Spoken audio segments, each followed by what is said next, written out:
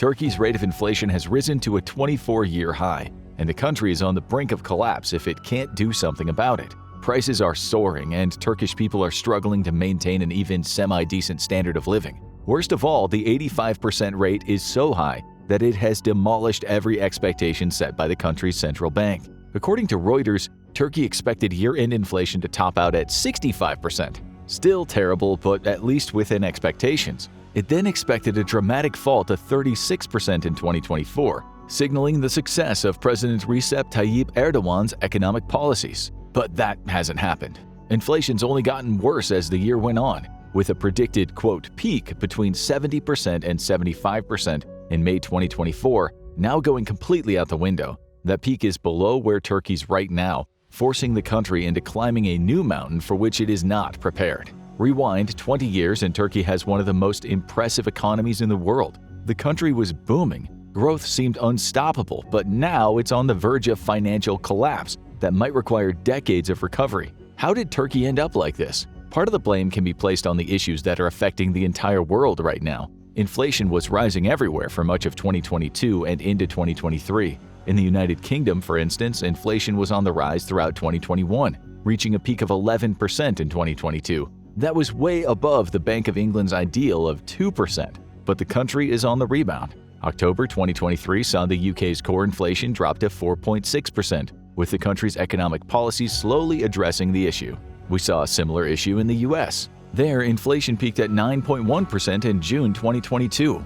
Though that country has enjoyed an even faster recovery, core inflation fell to just 3% a year later, with America's own 2% target clearly being in sight. In both cases and around the world, this rapidly rising inflation comes down to two issues: the effects of the coronavirus pandemic and the war between Ukraine and Russia. The former affected supply chains and raised manufacturing costs so much that companies felt compelled to raise their prices accordingly. As for the war, the widespread disruption it's caused in industry and energy has led to inconsistent pricing for almost 2 years. But here's the thing. Everybody has faced those problems, and while inflation has been an issue all over the world, no country has come close to hitting 85% that we're seeing in Turkey right now. The consumers are really feeling the pinch. According to CNBC, people are paying 99% more for food in 2023 than they were in 2022. Housing costs have shot up by 85%, and transport costs are up 117%.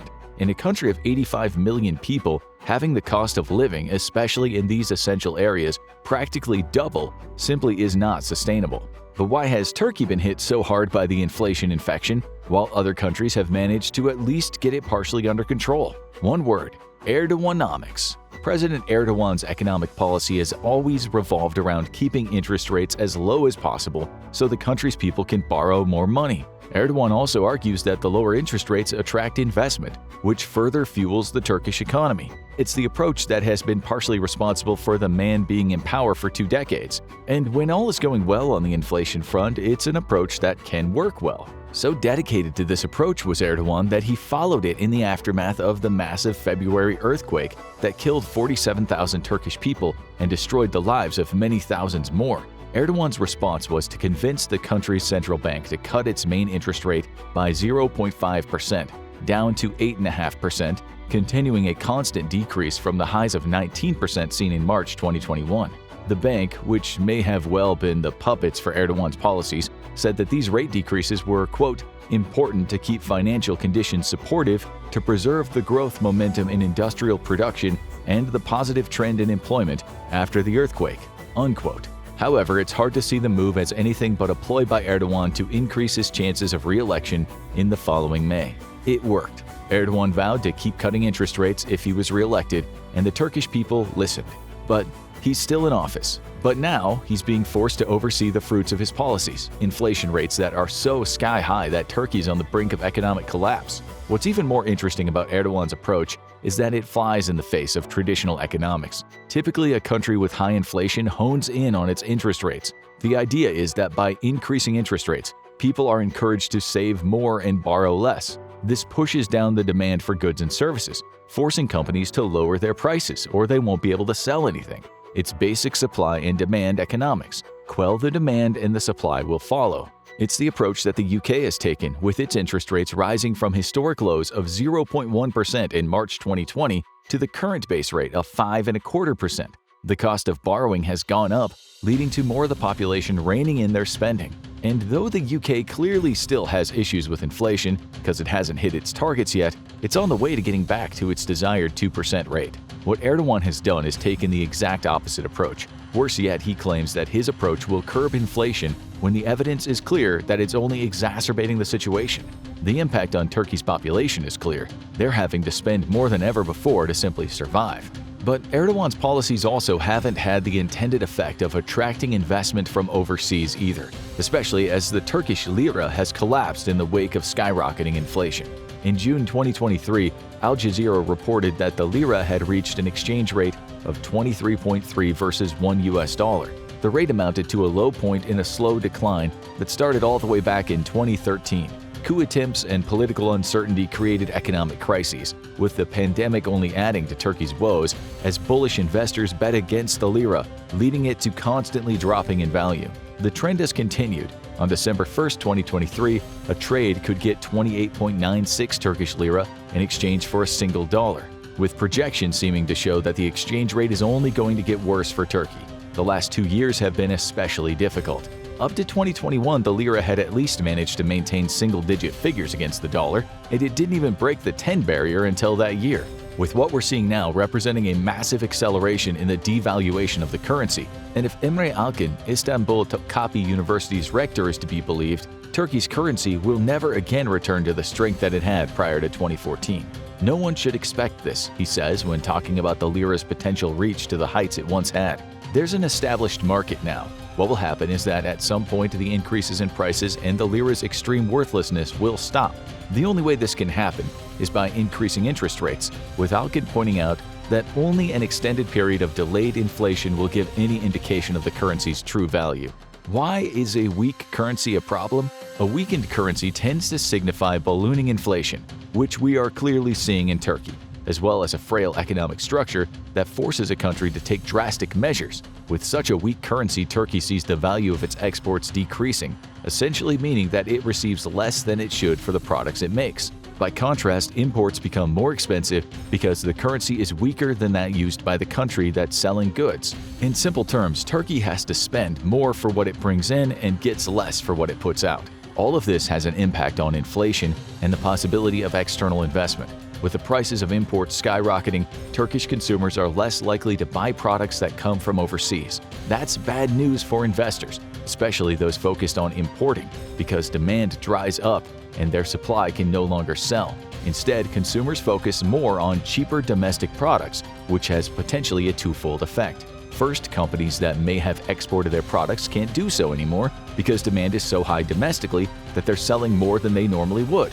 Second, if you remember what we said about supply and demand in relation to inflation, that higher domestic demand creates an environment in which companies that previously exported goods can now demand more for them at home. Inflation is the result.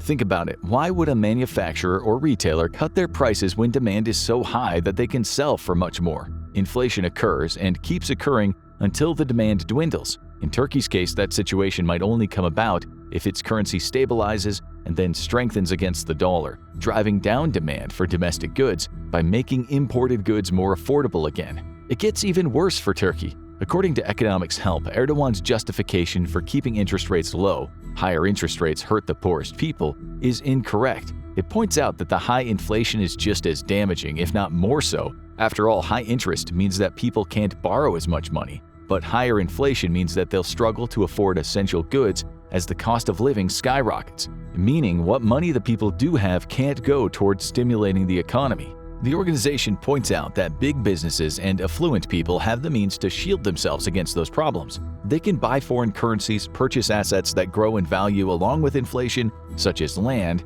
and invest in overseas companies. The working class don't have those options. More and more of their money has to go toward paying the bills, with even basic goods starting to be seen as luxuries, with actual luxuries simply becoming unaffordable. The result? Talented workers start moving overseas to get away from the quote brain drain that sky-high inflation causes. For instance, the national news reports that there's been an exodus of Turkish doctors. Starting in 2022, when 2,700 of the country's doctors applied for good conduct certificates. These certificates are traditionally requested by doctors who need proof that they've acted appropriately in their roles, making it easier for them to apply for jobs in other countries. What's especially worrying for Erdogan is that 2,700 applications are almost double the applications received in 2021, showing that Turkish doctors are grasping for life rafts to help them escape the sinking ship that is Turkey's economy. In this case, Turkey's people aren't only dealing with higher prices than ever before, but they're also experiencing reduced access to healthcare because so many doctors are leaving.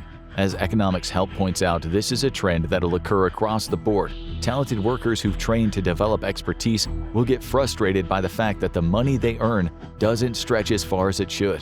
They'll become angry over low pay and living conditions, resulting in them plying their talents elsewhere. Turkey loses access to people who could play key roles in strengthening its economy, and its economic situation only gets worse. Now let's dig a little deeper. It's clear Erdogan's desire to keep interest rates low is at the heart of Turkey's massive inflation and has likely led to the devaluing of the nation's currency. And it's also obvious that his attempts to offer attractive interest rates are politically motivated. It was one of his election pledges after all. But Erdogan isn't a stupid man. Why would he try so hard to stick to these low-interest policies even when basic economics tells him that the only way to tackle Turkey's inflation is to raise interest rates? Turkey's economic boom period holds the answer. High inflation is hardly a new issue for Turkey. Between 1975 and 2004, the country was weighed down by chronic inflation, from which it could only find relief through investments and increasing its employment levels.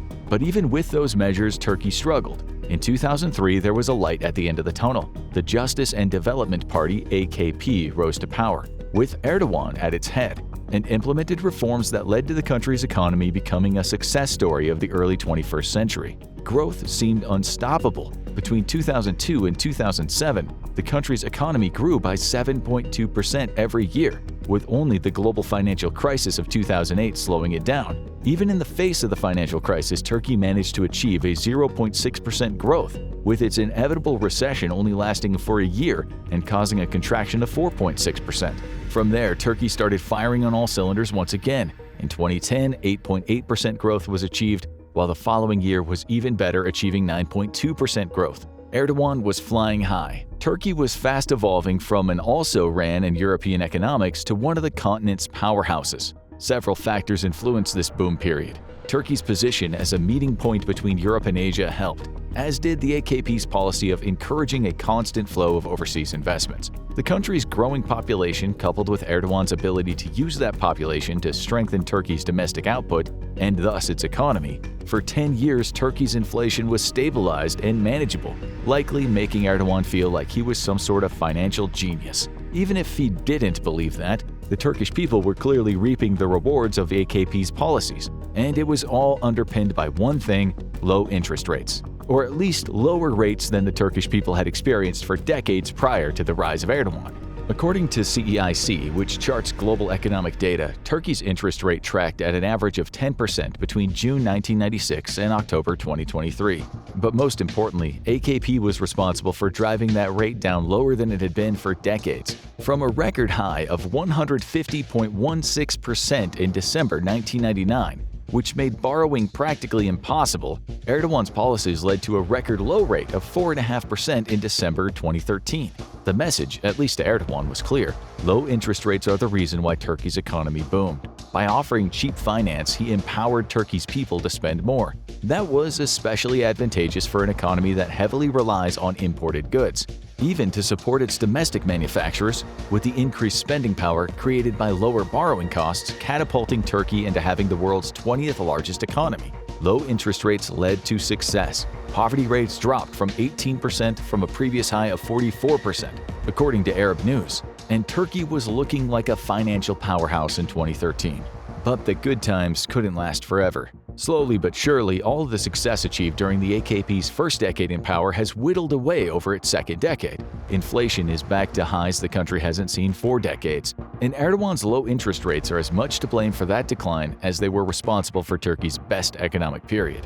Turkey has its back against the wall. The question now is simple: how can it respond? The answer seems to be by forcing Erdogan to break the very promise that he made during his re-election campaign. While he is still telling the Turkish people that low interest rates are the key to economic prosperity, the reality in Turkey is very different. The BBC reports that in November 2023, the country's central bank raised rates to a staggering 40%. That's a far cry from the 8.5% seen in February that same year, and it caps a swift turnaround in economic policy. It came quickly, too. August saw the central bank raise rates to 25%, with further raises between then and the latest leading to it being 35% at the beginning of November.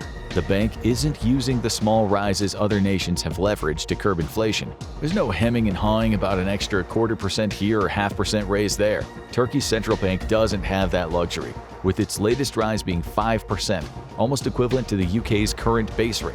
The central bank says the move is essential, raising interest rates so drastically, flying in the face of Erdogan's campaign promises in the process, will slow the pace of monetary tightening, with this cycle being completed in a short period of time.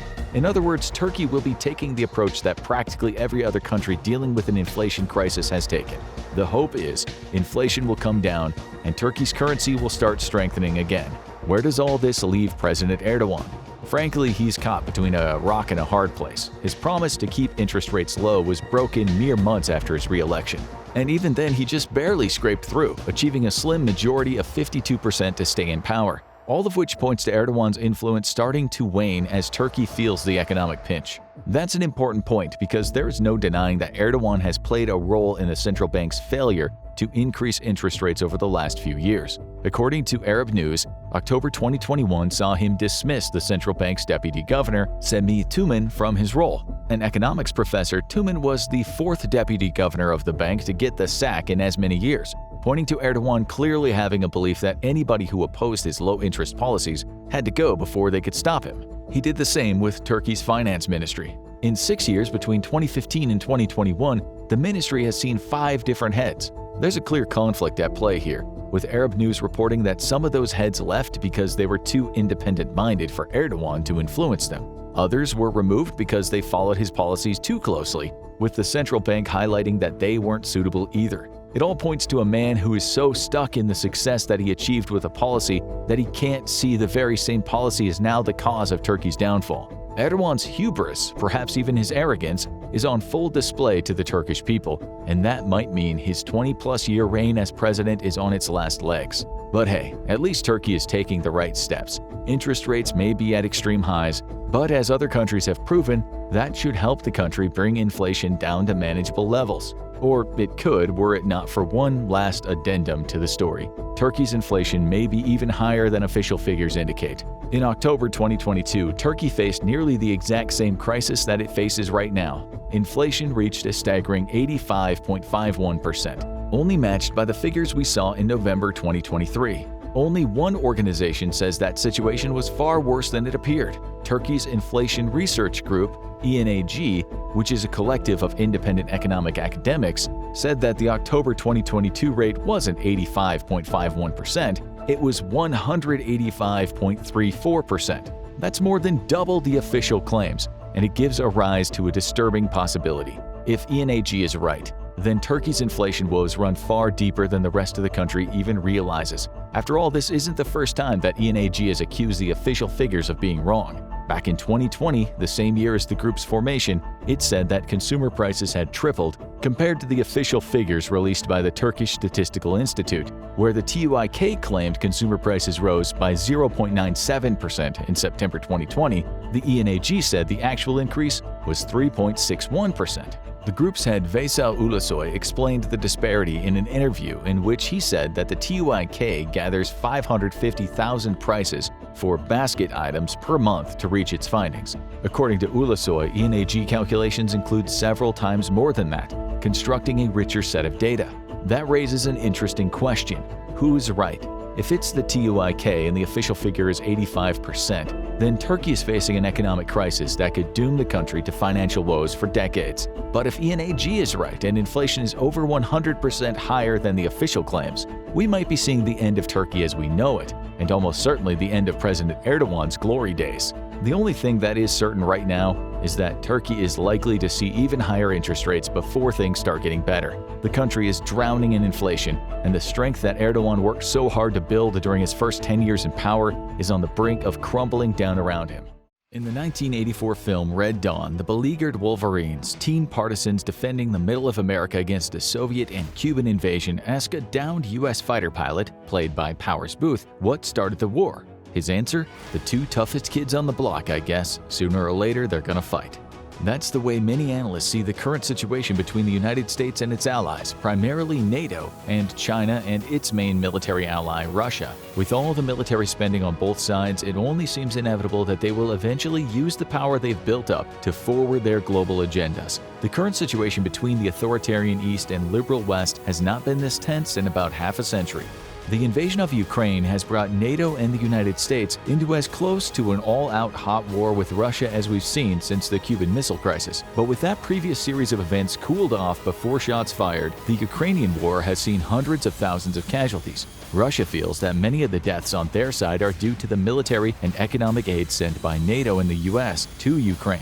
Putin and his political henchmen have repeatedly threatened NATO with nuclear weapons if they feel the existence of their country is threatened any more than it already is. Matters weren't made any better when Great Britain almost had one of its RC-135 reconnaissance planes shot down in September 2022, which would have raised tensions even more. There was another close call in November of 2022 when an errant Ukrainian air defense missile missed its intended target, another Russian missile barrage indiscriminately targeting Ukraine's civilian infrastructure, and landed in neighboring Poland, killing 2 people. NATO has a very specific section of its agreement called Article 5, which states that any attack on a member nation is an attack on all of NATO. For a moment, talks of all-out war between Russia and NATO filled the blogosphere.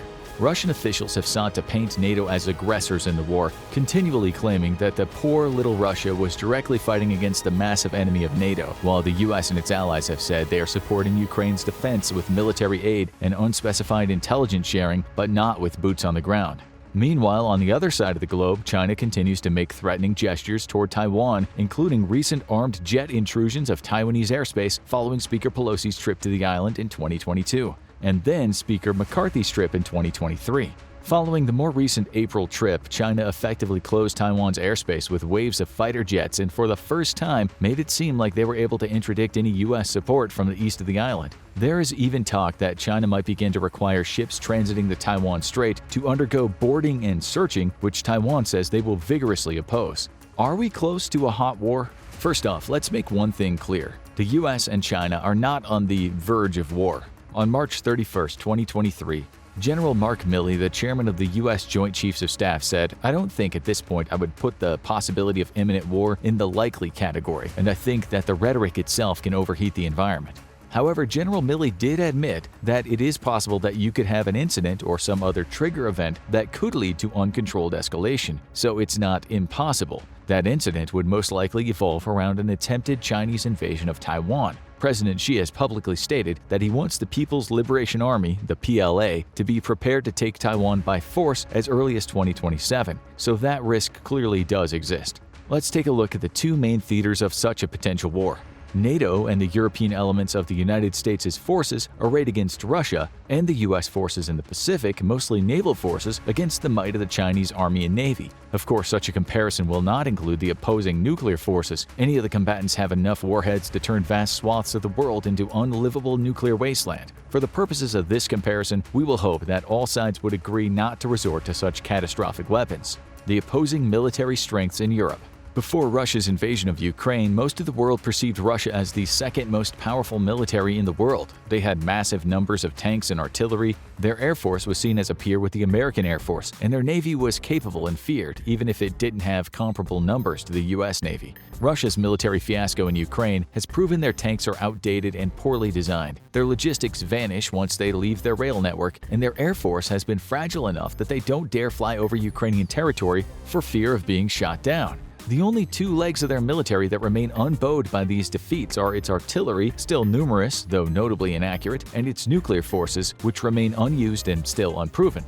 As of April 2023, the widely respected research organization Oryx has documented and confirmed an astounding 10,000 vehicle losses by the Russian armed forces, including over 1,900 main battle tanks, half of what it reportedly had pre-invasion, along with 830 armored fighting vehicles, 2,200 infantry fighting vehicles, 800 pieces of artillery, 79 aircraft, 81 helicopters, and 12 surface vessels, including the flagship of the Black Sea Fleet, the Slava-class guided missile cruiser Moskva. This is in addition to an estimated 200,000 Russian military casualties, with anything between 45,000 to 50,000 killed in action.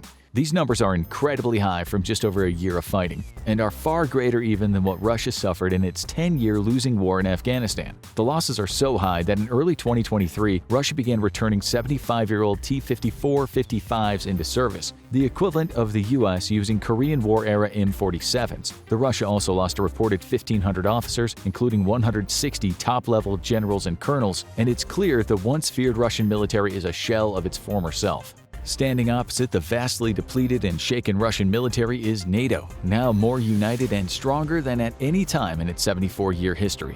With Finland's admission into NATO in April of 2023 as its 31st signatory nation, the organization can now boast a combined troop strength of just over 3.5 million soldiers, airmen, and sailors. That includes, however, the US and its 1.4 million strong standing army, not all of which would be fighting in Europe, and Turkey's 425,000, not the most committed of NATO's members. That means the rest of NATO's 29 members contribute only 1.7 million troops total. France, Germany, the United Kingdom, Poland, and Italy each have 160,000 or more active personnel, while other countries have smaller forces to rely on.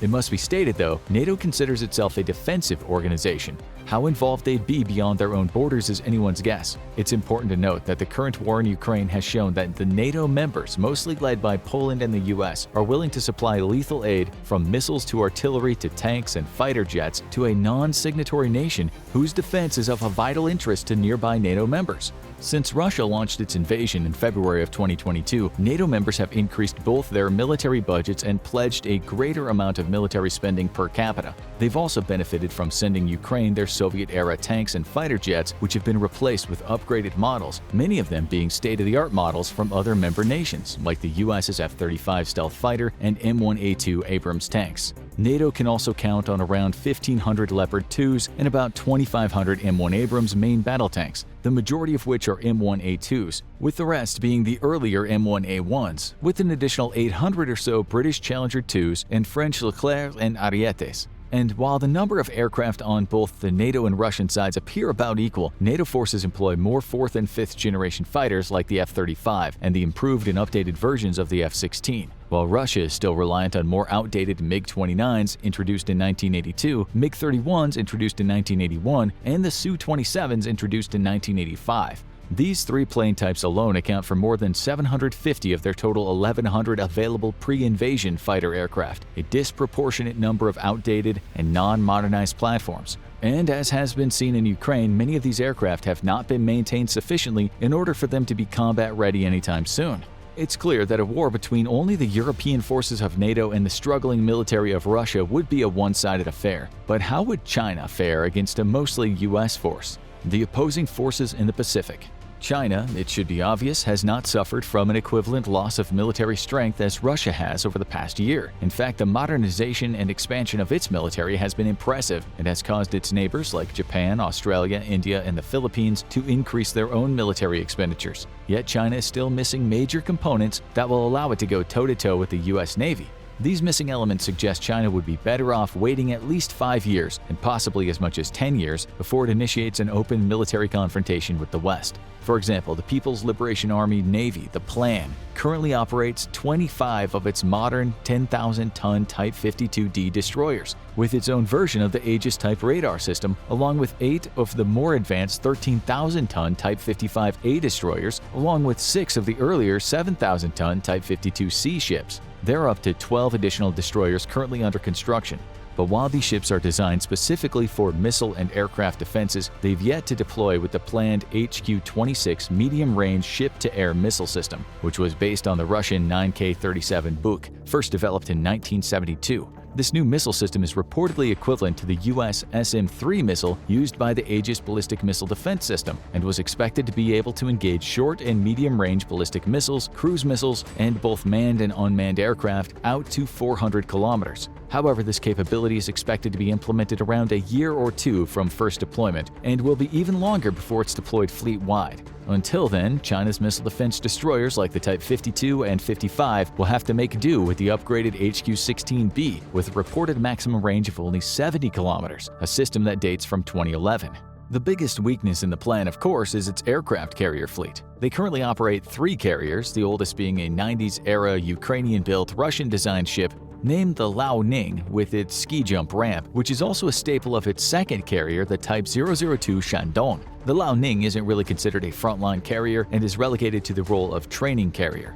Its third carrier, the Fujian, currently being fitted out, is equipped with advanced electromagnetic catapults, similar to those on the U.S. supercarrier USS Gerald R. Ford. Some say copied directly from it. But that means the plan will have to train its carrier pilots on 2 types of takeoffs, and they'll need 2 different types of carrier planes to operate on those carriers. Its current training model, the JL-9G, a single-engine twin-seat aircraft first deployed in 2011, can't be used to duplicate emergency landings on any of its current carriers because it's too weak to take the continual pounding of carrier landings, and it's too underpowered to immediately take off in case of a missed landing. That leaves only simulated takeoffs and landings on ground-based mock-ups. This inability to field a true carrier trainer has led to a huge deficit in trained carrier pilots. The problem with the planned trainer is just the opposite of its carrier combat aircraft, the J-15 Flying Shark, which was mocked by Russia for trying to be a back-engineered version of a Su-33 prototype, the T-10K3, which they bought from Ukraine back in 2001.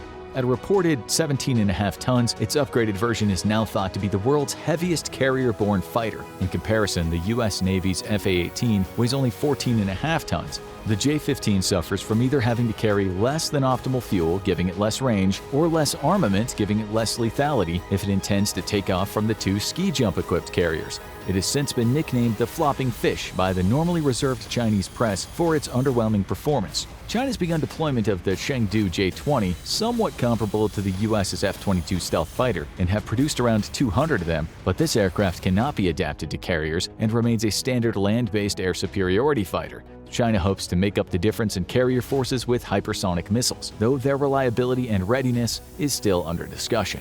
At present, there's speculation but no confirmation that China is building a 4th carrier, though at least one recent satellite image suggests a 4th might be under construction. But the plan doesn't have enough carrier pilots for its 2 current frontline carriers, let alone a 4th.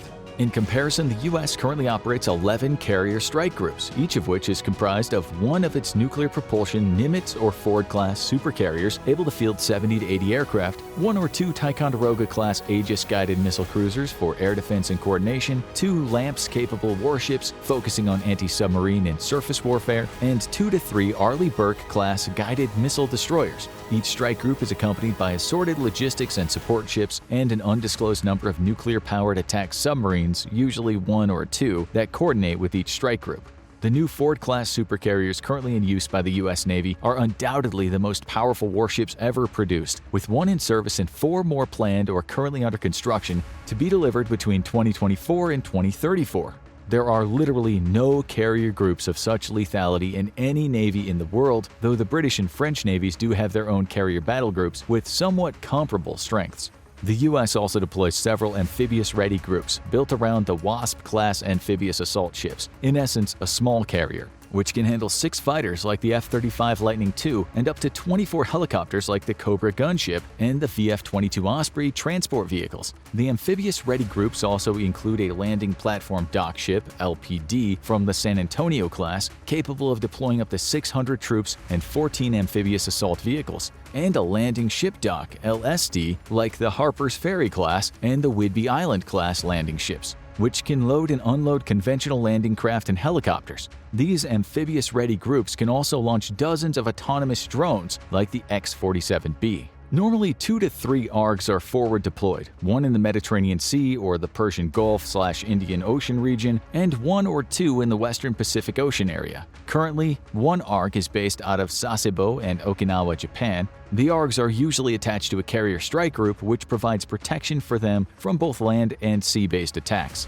The U.S. can also count on 26 Los Angeles-class, 3 Seawolf-class, and 21 Virginia-class nuclear-powered attack submarines, as well as dozens of ballistic missile submarines, each with ICBM-capable launch tubes. On the other hand, the plan operates 6 Shang-class nuclear submarines and 40 older diesel-electric submarines of much lower capability. Many experts point to the plan's superiority in total numbers of ships over the U.S. Navy, 340 to 300, but we must consider that the plan's numbers include 150 patrol craft, which are more equivalent to the U.S. Coast Guard's cutters, designed for coastal engagements only, and not really capable of the kind of blue water combat the main naval units would engage in. In addition, while the U.S. Navy appears perfectly capable of handling the current plan on its own, any shooting war will likely involve other countries that are either wary of or outright opposed to Chinese naval power projection, including Japan, South Korea, the Philippines, Vietnam, Indonesia, Australia, New Zealand, and India. Following continued efforts by China to claim the entire South China Sea as their own personal swimming pool, each of these countries has begun to beef up their own naval might. Japan, for instance, is building two of the largest destroyers in the world. At 20,000 tons, they dwarf even the U.S.'s 16,000-ton Zumwalt destroyers. These will complement and support Japan's two new Izumo and Kaga carriers, converted from previous helicopter destroyers, and will operate the F-35B Joint Strike Fighter. Once complete, the two carriers will be Japan's first since the Second World War. Along with Japan's increasing naval might, Australia has entered into a long-term agreement with the US and Great Britain to build a fleet of state-of-the-art nuclear-powered attack submarines. India has also increased its own naval strength, while the country is still aching from violent confrontations instigated by China along its northern Himalayan border. China's true Achilles heel. And that brings up the most crucial component of any possible shooting war involving China: the fact that the country must import 70 to 75% of all their oil and natural gas through a long naval route from the Baltic through the Atlantic and past Africa, India, and Indonesia. If the US or its Pacific allies wanted to interdict the flow of petroleum to China, and such a lengthy supply chain would be impossible for China to protect, then China would be looking at a 3-month delay before its countrywide truck transport system would shut down due to a lack of fuel, and 6 months before it ran out of the necessary components for the production of fertilizers, which its farmers desperately need. Their economy would collapse within a year, and massive famine would break out even if they did manage to hold off the superior US Navy. This dramatic and inevitable failure of their economy and the catastrophic famine that would follow might be the main reason why China isn't looking to launch a full-scale war anytime soon.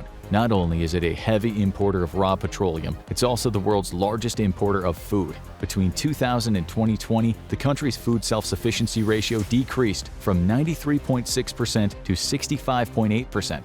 China's leaders know that if it cannot win a war outright in a very short period of a few months, and the vast capabilities of the US Navy, let alone its numerous Pacific allies, suggest that this just isn't a reliable possibility, then they are dooming their country to losing their position as the second most powerful economy in the world, with a disastrous famine soon to follow.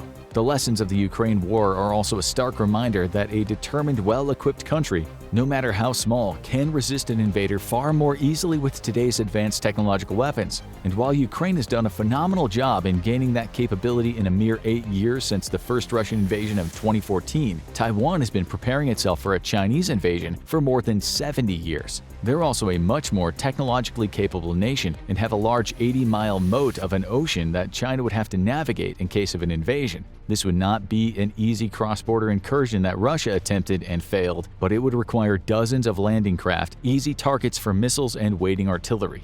The fragility of a Russia-China alliance. In addition to logistical problems of overcoming the US Navy and the watery moat around Taiwan, China faces another hurdle: the weakness of any long-term alliance with Russia, an alliance that would merely be a castle built upon sand. Any full-scale war short of a nuclear engagement would find Russia's military virtually destroyed within the first few weeks of the conflict's launch, leaving China virtually alone. The Ukrainian invasion has spotlighted why Russia is nowhere near the military peer to the US, China, or even NATO that people thought it was. As previously mentioned, the Russian armed forces have lost over 10,000 military vehicles, including upwards of 1,900 main battle tanks, along with around 200,000 troops. The main reason they threaten the West so often with nuclear weapons is because they know they never stand a chance against the combined forces of NATO, which have more advanced equipment and better trained troops, and now might actually hold a numerical advantage as well.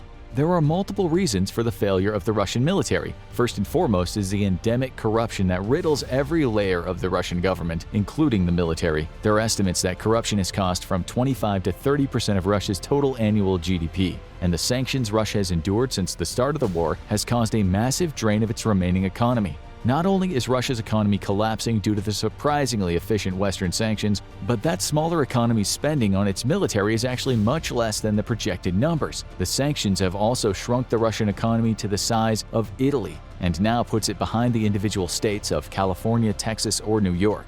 Russia's nominal $1.4 trillion GDP is minuscule when compared to the EU's combined economic strength of about $15.28 trillion. Add the US and the EU's GDP together, you get about $35 trillion, more than 40% of the total world GDP. Russia will simply never be able to outspend the EU and its NATO counterpart, much less the US and EU combined. Second, Russia's never had a coherent NCO training program. Russia has lost at least 150 officers of colonel rank and above simply because their orders have to be passed almost directly from the leadership to the frontline troops. The members of NATO, the US, and even China understand that the sergeants and other NCOs have to have the independent authority to assess the war from the front lines and make immediate and effective changes in response. Russia has never had that level of independence, which leads their military to dogmatic, inflexible attacks that usually require masses of tanks, waves of infantry, and massive artillery bombardments, none of which are effective in a modern battlefield environment that is overwatched by drones, surveillance satellites, and reconnaissance planes. Third, Russia has never had the ability to manage their logistics at any distance from their rail network. The ignominious 40-mile-long traffic jam north of Kyiv from late February to March of 2022 was one glaring example of how their military cannot perform the simple task of keeping their tanks and transports full of fuel and moving. This lack of logistics has been further exacerbated by the introduction of HIMARS long-range rocket artillery systems, which can hit targets over 50 miles away, and newer smart ammunition including ground-launched small-diameter bombs, GLSDB, which can hit targets 93 miles away. These have been used to great success by the Ukrainian forces against Russian depots that have often been placed too close to the front, mostly due to their lack of logistical transport capabilities. The inherent weakness of an unequal partnership.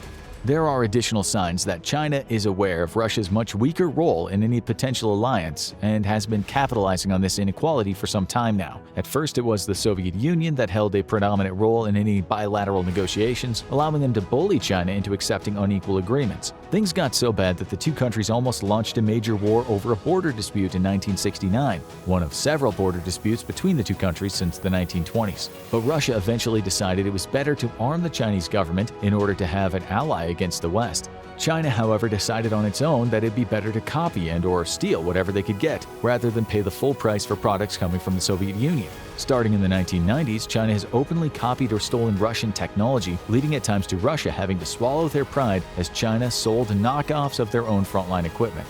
For example, in 1996, China debuted the J-11 aircraft, the first fighter made after the fall of the Soviet Union to feature significant Russian input. At first, it was an officially licensed Chinese-made copy of the Russian Su-27 multi-role fighter, whose sales were welcomed by the cash-poor post-Soviet state. Before long, however, China canceled their agreement and began producing the aircraft independently, eventually building over 400 unauthorized J-11s, equaling an economic loss to the USSR of more than $10 billion. Russia continues to sell its best or almost best military gear to China, even though they know the technology is likely to be copied, reducing what little technological superiority Russia still maintains over China. The policy dilemma has been compounded by the post-Ukraine effect on Russia's struggling manufacturing sector, which has left the shrinking Russian economy increasingly reliant on China's much larger economic base, further eroding any remaining compatibility in their relationship.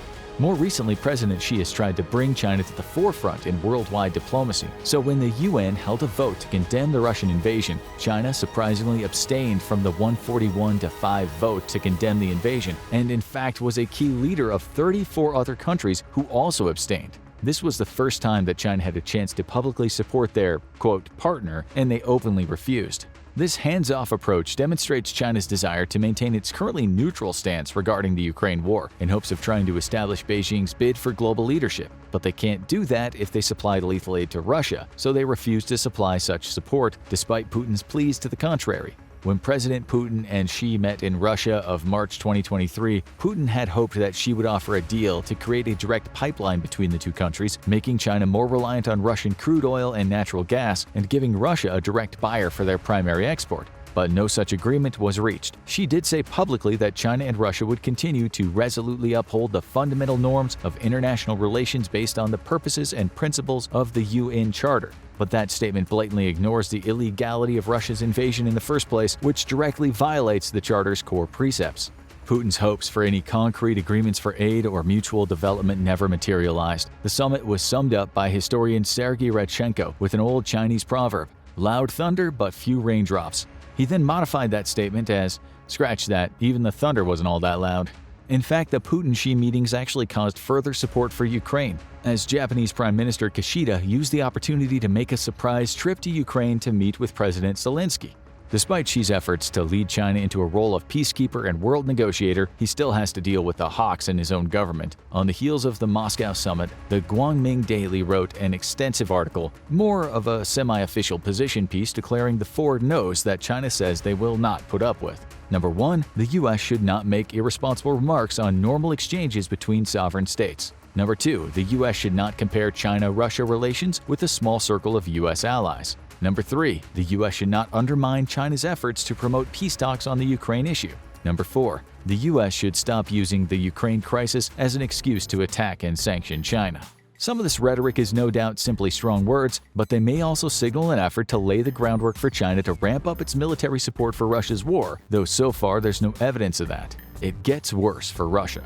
In addition to everything else that bodes ill for Russia, President Xi might not be willing to go all in on supporting a leader of Russia whose future appears very uncertain. Putin's been rumored to be in ill health for years. He was filmed walking with a limp when he visited Crimea in March of 2023. And in April, there were widespread reports that he had suffered from intense head pain, a numb tongue, and blurred vision. There have been numerous indications he might be suffering from Parkinson's disease, which manifests as an uncontrollable shaking in the extremities, primarily the hands and feet. And there are additional signs he might be undergoing chemotherapy, which can result in excessive weight gain. There's also signs that Putin has killed off anyone near him that might pose a threat to his continued dominance of the Russian government.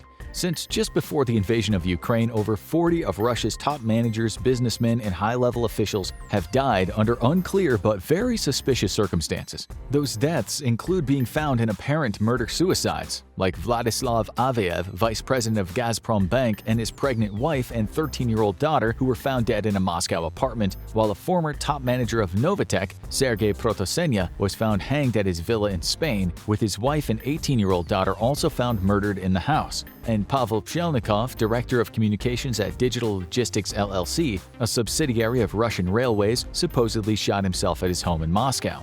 The deaths have become so numerous that one media source has given the wave a nickname, sudden Russian death syndrome. But by and far, the most conspicuous means of death has been the archaic mid-18th century habit of defenestration, that is, falling out of a high window. Ravil Maganov, vice president of Lukoil, fell out of one at the Central Clinical Hospital of the presidential administration in Moscow. And in February 2023, Marina Yankina, head of the financial department of the defense ministry, was found dead after supposedly falling from a 16th floor of her apartment.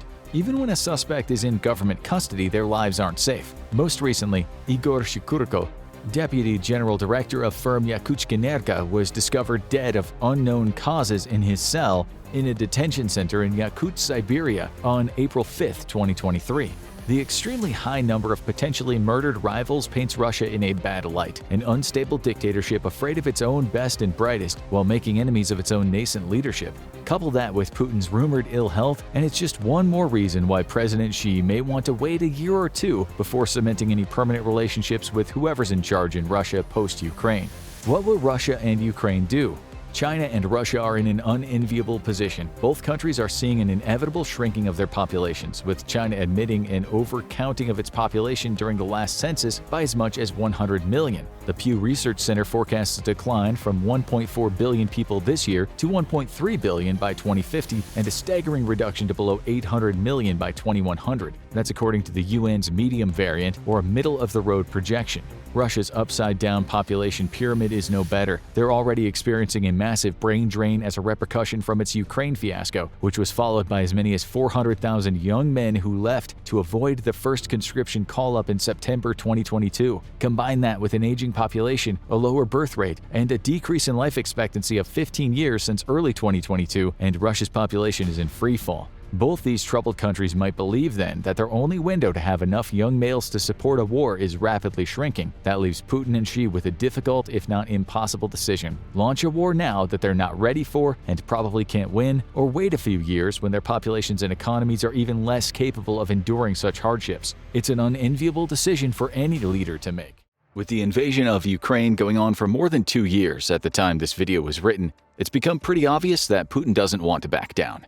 But what many fail to realize is that Russia's grand plans of returning to its imperialist borders have only just begun. And one of the key barriers to Russia's expansion is NATO. Putin's already enacted multiple strategies with NATO. Even though Russia and NATO aren't fighting directly, you could say they are at war. And while that war might not actually be on the battlefield, it could only be a matter of time before it escalates to that point. But how exactly are NATO and Russia at odds with one another? To learn that, it's best to take a look at Putin's exact demands that led to this horrid situation. Shortly before Russia invaded Ukraine in 2022, Putin approached NATO to discuss the following 3 hard boundaries that would need to be maintained. 1. Prevent NATO's expansion close to Russia's borders, including removing the ability for Ukraine to join NATO. 2. Remove deployed weapons and military near borders with Russia. And 3. Dismantle NATO military bases in countries that joined NATO after 1996, when the first provisional NATO-Russia agreement was reached. In each of these points, Russia has identified a key weakness in its influence and political power.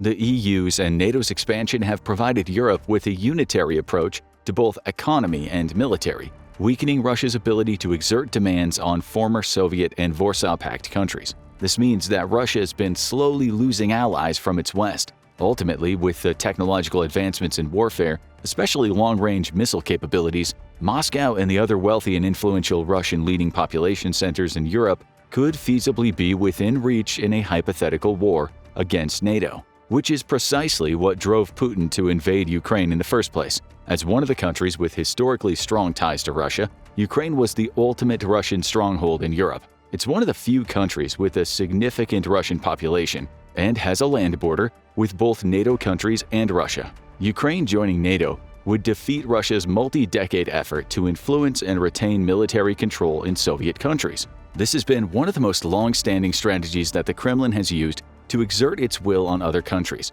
with key examples being current issues in Moldova and Georgia. The strategy has also proven partially successful in Ukraine before, considering the Russian annexation of Crimea, which was one of the precursors for NATO bolstering its expansion efforts. That's why Putin's ultimate goal is to try to dismantle NATO, whether through direct or indirect efforts. One of the key Russian efforts to undermine NATO's authority is the near-constant threat of war with NATO countries. While this primarily comes alongside the threat of using nuclear weapons, of which Russia is the world's biggest stockpiler, a traditional invasion is something that many European countries have slowly been considering as a real possibility. In leaked military documents, the German Defense Ministry goes so far as to envision Russia attacking NATO directly at some point in this year. The documents go into the details of Russia winning the war in Ukraine and starting to create a military front in the Kaliningrad Oblast and Belarus, which currently allows free transit for Russian military and soldiers. It should be noted that many documents that national ministries of defense and militaries prepare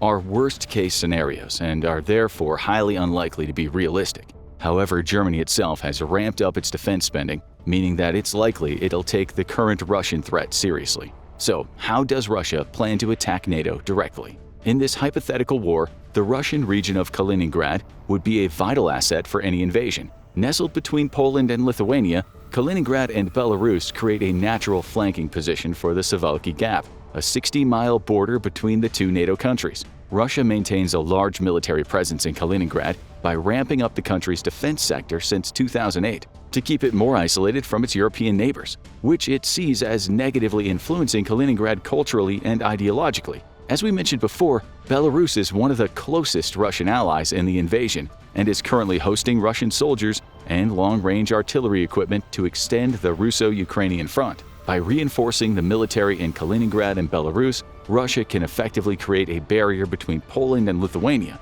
effectively cutting off the Baltic countries from the rest of mainland Europe. If Russia then invades one of the Baltic countries and the Suwalki Gap simultaneously, other NATO countries would be forced to funnel their land forces through the gap. Some strategists have previously noted that this move could lead to tens of thousands of NATO casualties within the first few days of the invasion. While NATO's total military heavily outnumbers Russia, Russian conscription efforts have been nothing short of monumental. According to some reports, Russia has lost around 320,000 soldiers over the past 2 years of fighting in Ukraine. That is close to 90% of Russia's total military manpower deployed in Ukraine at the start of the invasion. By some accounts, Russia had around 470,000 troops stationed in the occupied Ukrainian territory at the start of 2024. By contrast, Germany, a country with around half of Russia's population, has a total military size estimated at around 181,000. Of course, one of the biggest flaws in Russia's offensive plans on the Baltic has been the recent integration of Sweden and Finland into NATO. With these two countries joining NATO, Russia's direct land border with NATO has nearly doubled in length. This means that NATO could feasibly invade Russia through its north, forcing the Russian army to divide its troops between the Baltic states and the Finnish-Norwegian border. Additionally, Sweden and Finland are in NATO, which means the almost entire Baltic Sea is under NATO control. Since Kaliningrad is the only Russian port in the Baltic Sea that stays ice-free throughout the year, NATO can easily blockade Kaliningrad.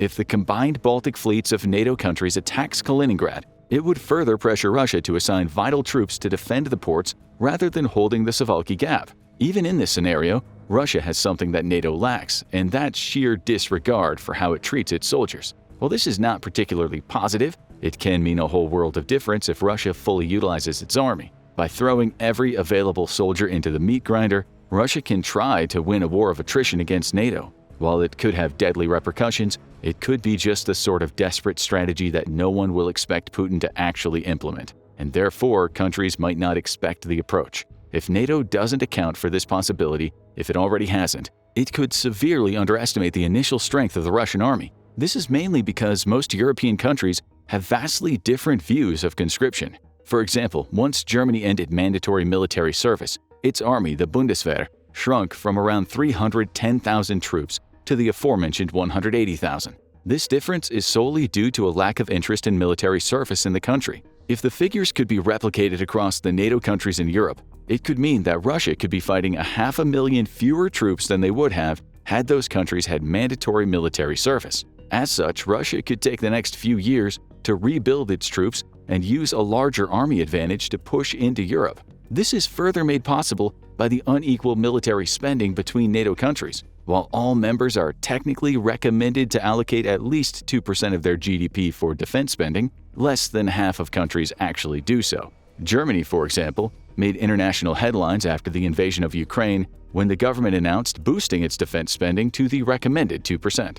On the other hand, Russia is predicted to spend roughly a third of its annual budget on the military alone in 2024, as evidenced by its budget allocation. While this isn't much compared to what China and the US spend, Russia might not have to worry about these armies for a while. For one, China is currently maintaining friendly relations with Russia. It took over most of Russia's oil and natural gas trading deals after the EU sanctioned Russia and removed its dependence on the Russian supply. However, another more important factor is that NATO might not be able to count on the US to join the fray if a war breaks out in Europe. While the US is obligated to abide by NATO's Article 5, which prompts all countries to join in wars, the US might not be in NATO for much longer, and that would all have to do with politics. You see, the current President Joe Biden's administration has a pretty positive view on NATO. However, the presidential elections in 2024 are pitting Biden against former President Donald Trump, one of the most polarizing political personalities in the world. Aside from amassing over 30 felony charges,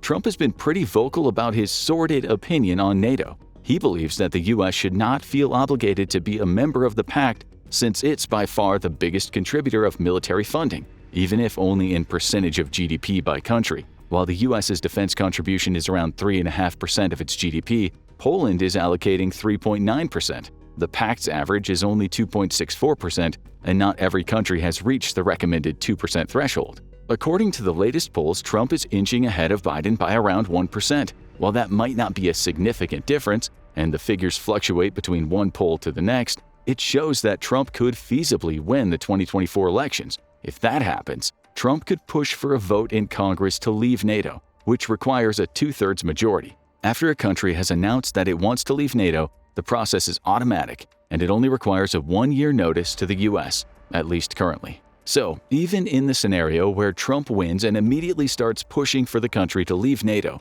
the US will feasibly remain until early 2026. However, even if the US is still in NATO, that doesn't mean that European countries are guaranteed to receive help from the US, according to Article 5. While the article is a part of NATO's founding charters, it's not a legally binding contract. Trump could just refuse to cooperate with Article 5 and leave European countries to themselves. While this is highly unlikely due to the international backlash the US would receive, it might just be possible if Trump's administration decided to improve its relationship with Russia or adopt a more isolationist stance. There's no telling what the repercussions could be on the global stage. Similarly, Russia doesn't want to leave the US elections up to chance. Multiple reports have suggested that Russia has interfered with US politics and elections in both 2016 and 2020. This means that Russia already has a well-developed playbook on how to operate and distort the existing information present in US media and fit its desired narrative. The Office of the Director of National Intelligence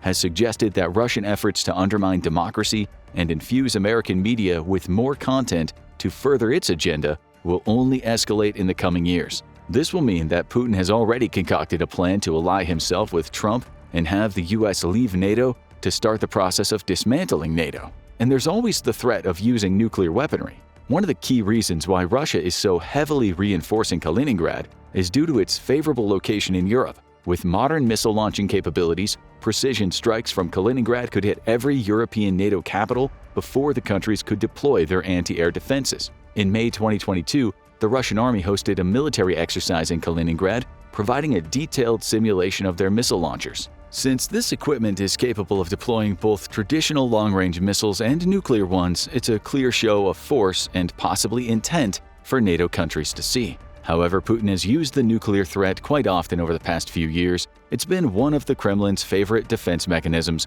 whenever NATO announces new military donations to Ukraine. But this saber-rattling has yet to yield results with world leaders, since Ukraine has consistently received more advanced weaponry since the invasion. Or is that really Putin's goal? While the threat of nuclear warfare might certainly rattle world leaders and significantly delay traditional aid to Ukraine, world leaders might not be the intended target for Putin.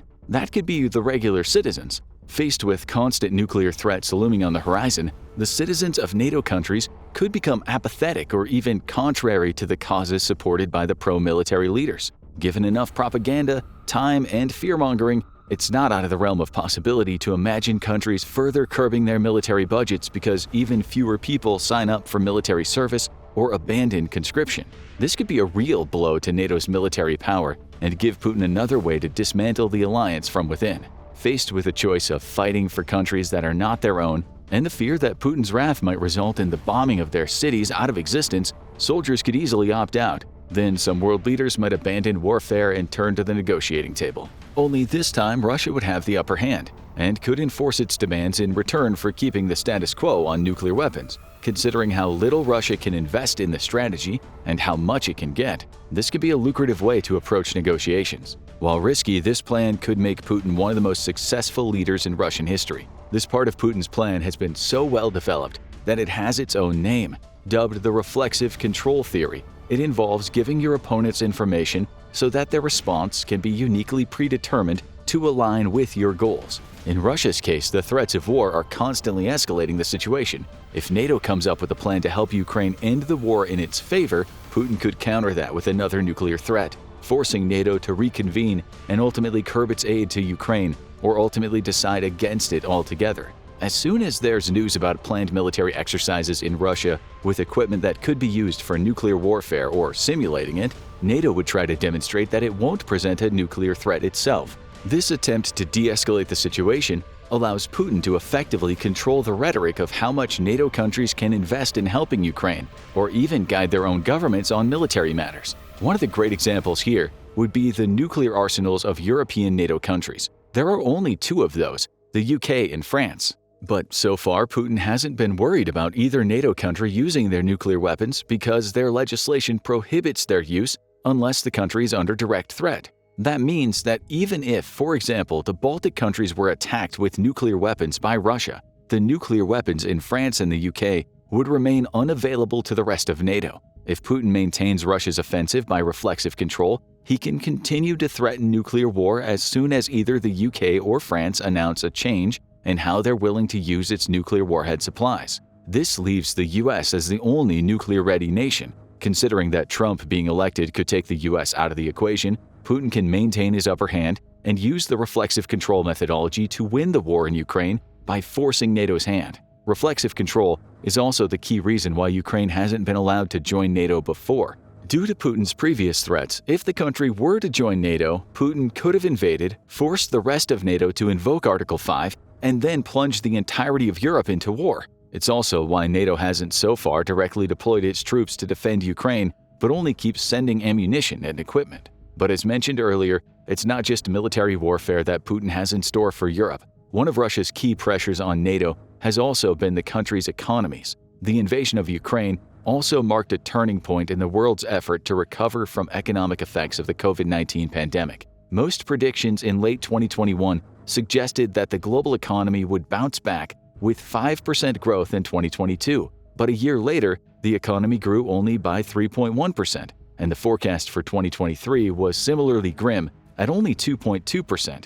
European countries were hit the worst, with average economic growth of only 0.2%. By contrast, Russia was almost immediately beset by economic sanctions upon invading Ukraine. According to the BBC, at the 2-year mark from the start of the invasion, around 4,000 entities were sanctioned by the US to prevent Russia from gaining vital access to technology and funds to keep fueling its war effort. The total number of sanctions against Russia is now more than 17,000. The world gambled that the severed trade relations would drain the country's coffers and prevent it from waging an extended war. Yet despite all the odds, Russia managed to surpass its growth projection by double, from 1.3% to 2.6% in 2023, compared to the European average of 0.9%.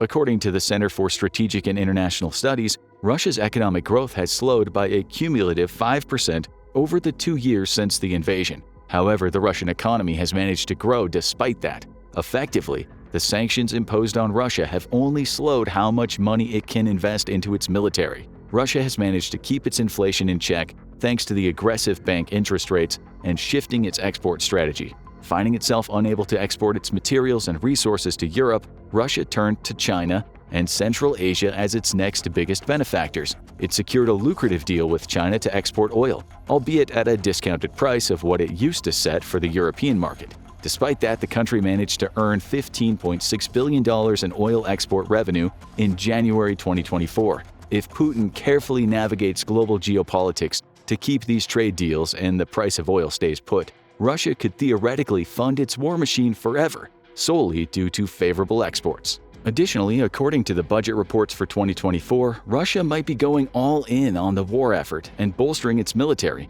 A report by Reuters suggests that Russia will freeze its spending on education and healthcare, while also heavily curbing its investments in infrastructure and construction. This could point to a concerted effort to win the war in Ukraine and move on to the next goal as quickly as possible. If Putin can manage to win back Ukraine and enforce Russia's demands on the world stage, then the local economic losses from unequal spending could easily be recouped by Russia's greater presence and access to capital from enforced global trade. Perhaps more importantly, Russia's acts on the world stage, militarily and economically, have started a noticeable shift against global trade. According to a report by Rutgers, the two major blocs, the US and China, have started to drift apart economically, with over 31% less bilateral trade since 2018. That means that the countries in their respective blocs have started looking more favorably toward the other countries that their main trading partner already uses. This would also mean that the economic structure, if this trend continues, would more readily approach the situation present during the Cold War, where the two sides pretty much exclusively dealt only with their bloc and forewent any serious global trade. While some economists believe that this trend would spell doom for Russia, the country's economy has proven more resilient than previously imaginable. If Russia could maintain economic growth despite sanctions, allying with China and more closely depending on the world's second-largest economy could prove to have its merits. While China is technically a neutral party in the war, its interests are more closely aligned with that of Russia. It's also one of the US's biggest political and economic rivals, and its trade routes are more vulnerable to American interference. If China manages to exploit more of Russia's resources, providing Putin with much-needed money and war technology in return, then both countries could seemingly share these goals and try to undermine the global economy. But how likely are all of these plans to work? On the military front, Sweden and Finland's accession into NATO has put a significant wrench into Putin's plan to utilize the Suwalki Gap to its fullest extent. With the land border extended, NATO can create a more effective counteroffensive and undermine Putin's efforts to control Kaliningrad. Furthermore, even if Trump wins the 2024 elections and starts the process of removing the US from NATO,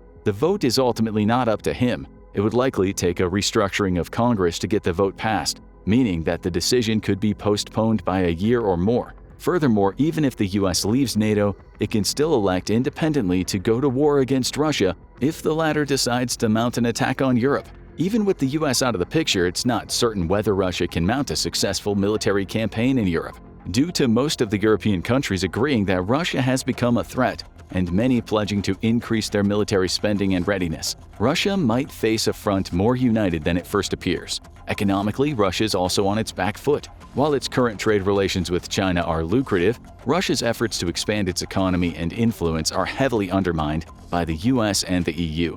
If either decides to encroach on China's trade deals more heavily, China could try to force a deal with Russia that might not go in Putin's favor. Additionally, China itself could be a military threat to Russia if it considers that access to Siberia and Russia's current preoccupation with Ukraine are worth the risk. But what do you think? Do Putin's plans of destroying NATO have any merit, or will the alliance prove to be unbreakable and force Putin to reassess Russia's imperialistic tendencies? Let's say Russia wins the war in Ukraine, but rather than sit back and enjoy the victor's spoils, Vladimir Putin begins to systematically attack NATO targets across Europe and the rest of the globe. Worse still, NATO receives no support from its biggest and most powerful ally, the United States. A nightmare scenario or a terrifying reality? According to a report by IntelliNews citing the German newspaper Bild, such an attack could come as quickly as February or July of this year. And even though the Kremlin spokesperson Dmitry Peskov was quick to refute such claims, stating recently this newspaper has regularly stooped to publishing various fake news items and canards, many leading political commentators predict that Russia will attack NATO's eastern flank sooner rather than later. If accurate, this unprecedented show of aggression would herald a huge armed battle in Europe and likely precipitate World War III. However, any invasion wouldn't be confined to just military action. Russia would commence hostilities with cyber attacks and hybrid modern warfare techniques, the likes of which were linked to election interference and destabilization tactics in many leading Western countries in recent years, primarily in the Baltic states, before launching an attack on Poland's eastern borders. To understand how these predictions have gone from mere scaremongering to genuine concern, we have to rewind the period immediately preceding Russia's attack on Ukraine. We're talking about Putin's repeated warnings to the West regarding NATO expansion into Central and Eastern Europe, and ultimately a new NATO base in Poland. Let's not forget the NATO-Russia Founding Act of 1997, ostensibly prohibiting the US from having permanent bases in the region. In a report from the New York Times, the case for invasion of Ukraine was outlined by Russia as follows. It's a fact that over the past 30 years, we have been patiently trying to come to an agreement with the leading NATO countries regarding the principles of equal and indivisible security in Europe. In response to our proposals, we invariably faced either cynical deception and lies or attempts at pressure and blackmail, while the North Atlantic Alliance continued to expand despite our protests and concerns. Has Putin got a legitimate reason to feel aggrieved? And is Russia's current stance somewhat justified? Not according to the US. They feel that Putin effectively nullified the act with his annexation of Crimea in 2014 and subsequent invasion of Ukraine 8 years later. To counter Russian aggression in Europe, US President Joe Biden has endorsed any such measures. In a moment where Putin has shattered peace in Europe and attacked the very tenets of the rule-based order, the United States and our allies, we're stepping up. He feels the US is in the midst of a fight between democracies and oligarchs. The figures speak for themselves. There are now around 100,000 US troops temporarily deployed in Central and Eastern Europe, and while that might appear to be a small number compared to the 370,000 troops that were deployed in Europe in the late 1980s before the fall of the Berlin Wall, it still constitutes a significant force, one that has irked Moscow for years. But if that's the case and the US is keen to further expand its European military presence, why can't NATO rely on the superpower's support, especially if Putin does the unthinkable and attacks their bases in the Baltic states and Poland? That question has many complex, multifaceted answers, but perhaps the biggest and most relevant of those imponderables is the upcoming US presidential election.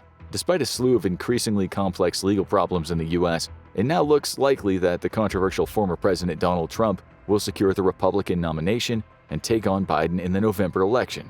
If the current polls are to be believed, Trump holds a slim but perhaps significant 2% advantage over Biden, at least as of the making of this video. Should those predictions prove correct and Trump was re-elected, What would his stance be toward NATO and the involvement in any military conflict with Vladimir Putin, a leader he has previously expressed admiration toward? Paul Quirk, a political scientist at the University of British Columbia in Canada, summed up the nature of their relationship in the following terms for Newsweek magazine. Trump, as president, was extraordinarily and very suspiciously responsive to Putin and Russia and hostile toward NATO. NATO's vital importance for American interests makes Trump look bad. So it's no secret that Trump had a strained relationship with NATO during his presidency and pretty much any other organization that didn't 100% align with the America First policies that dominated his agenda, and is opening to cooperating with the Kremlin. In an article featured in The Atlantic in 2024, he was quoted as saying, "I don't give a bleep about NATO, and their conflicts are not worth American lives. Pulling back from Europe would save this country millions of dollars annually." Former National Security Advisor John Bolton puts Trump's stance toward NATO and the U.S.'s historical allies in the following chilling terms. The damage he did in his first term was reparable. The damage in the second term would be irreparable. So, a Trump re-election could well be the reason why alarm bells are ringing across Europe, and especially within NATO. But how likely is a Trump victory? Again, that's a hard question to answer. For anyone looking from the outside in, the former president and billionaire businessman's position looks tenuous to say the least. In another report from The Atlantic, this time from January 17th, it's reported that Trump currently faces 91 felony counts across 2 state courts and 2 different federal districts, any of which could potentially result in a prison term. These charges are incredibly serious and range from fraud, sexual assault, defamation, bribery, to the removal of official government documents from the White House and election subversion, or in effect treason following his refusal to accept defeat in the 2020 presidential election. Some states and lawsuits could see him disqualified from running for president altogether. Despite all the lawsuits, Trump remains incredibly popular with some sections of the American electorate. You only need to look at his recent victories in the primaries in Iowa and New Hampshire. Whatever his harshest critics might think, it's unlikely that any other figure in political history would have been able to survive the fallout from such claims and still be considered a viable presidential candidate by a huge swath of the population, all of which makes him an exceedingly dangerous and hugely unpredictable proposition, not just for NATO but the wider world. But perhaps all is not lost even if Trump is re-elected. Remember, any decision to leave NATO would have to go through the US Senate, and that would be a difficult, if not almost impossible, motion for the new Trump administration to push through, and could even lead to a constitutional crisis. Election intrigue aside, what of America's obligations to the global community, its international partners and close allies, since the signing of various post-Second World War treaties? That's where we come to one big stumbling block, and up till now a huge deterrent to any large-scale Russian military action in Europe. Article 5 of the North Atlantic Treaty constitutes the very basis, heart, and soul of the Alliance of Nations. But what is Article 5, and why might it stop Russia from attacking NATO? The North Atlantic Treaty, NATO's founding treaty signed in 1949, sought to create a pact of mutual assistance to counter the threat of the Soviet Union if it tried to extend its control over Eastern Europe. Every NATO nation made Article 5, a pact of collective defense, a key component of the alliance itself. The crux of the treaty can be neatly summarized as follows. The parties agree that an armed attack against one or more of them in Europe or North America shall be considered an attack against them all, and consequently they agree that if such an armed attack occurs, each of them, in exercise of the right of individual or collective self-defense recognized by Article 51 of the Charter of Nations, will assist the party or parties so attacked. Thus, the U.S. is legally obliged to rush to the defense of any country targeted by Russian aggression, right? Not if Trump and his political supporters get their way and effectively leave NATO. But is that even possible? In a word, yes. Article 13 of the North Atlantic Treaty states, after the treaty has been in force for 20 years, any party may cease to be a party 1 year after its notice of denunciation. More worrying, many voices of opposition have been making a case for America deserting the Union. In a Newsweek report from July of 2023, Republican Representative from Georgia Marjorie Taylor Greene called NATO not a reliable partner and claimed that other members are not paying their fair share. In an election year when many Americans have seen their living standards hit by the numerous different and complex conflicts raging around the world, the desertion of an organization that's seen on a drain on American resources could be exceedingly popular. Put simply, the economy is a hugely important factor to the majority of Americans. The question that remains is whether or not the economic prosperity on a domestic level in the U.S. can come at the cost of global security, and whether or not the two are inextricably linked. The nightmare scenario for the long-term security of Europe and beyond was succinctly summed up by Thomas Gift, founding director of the Center on U.S. Politics at University College London.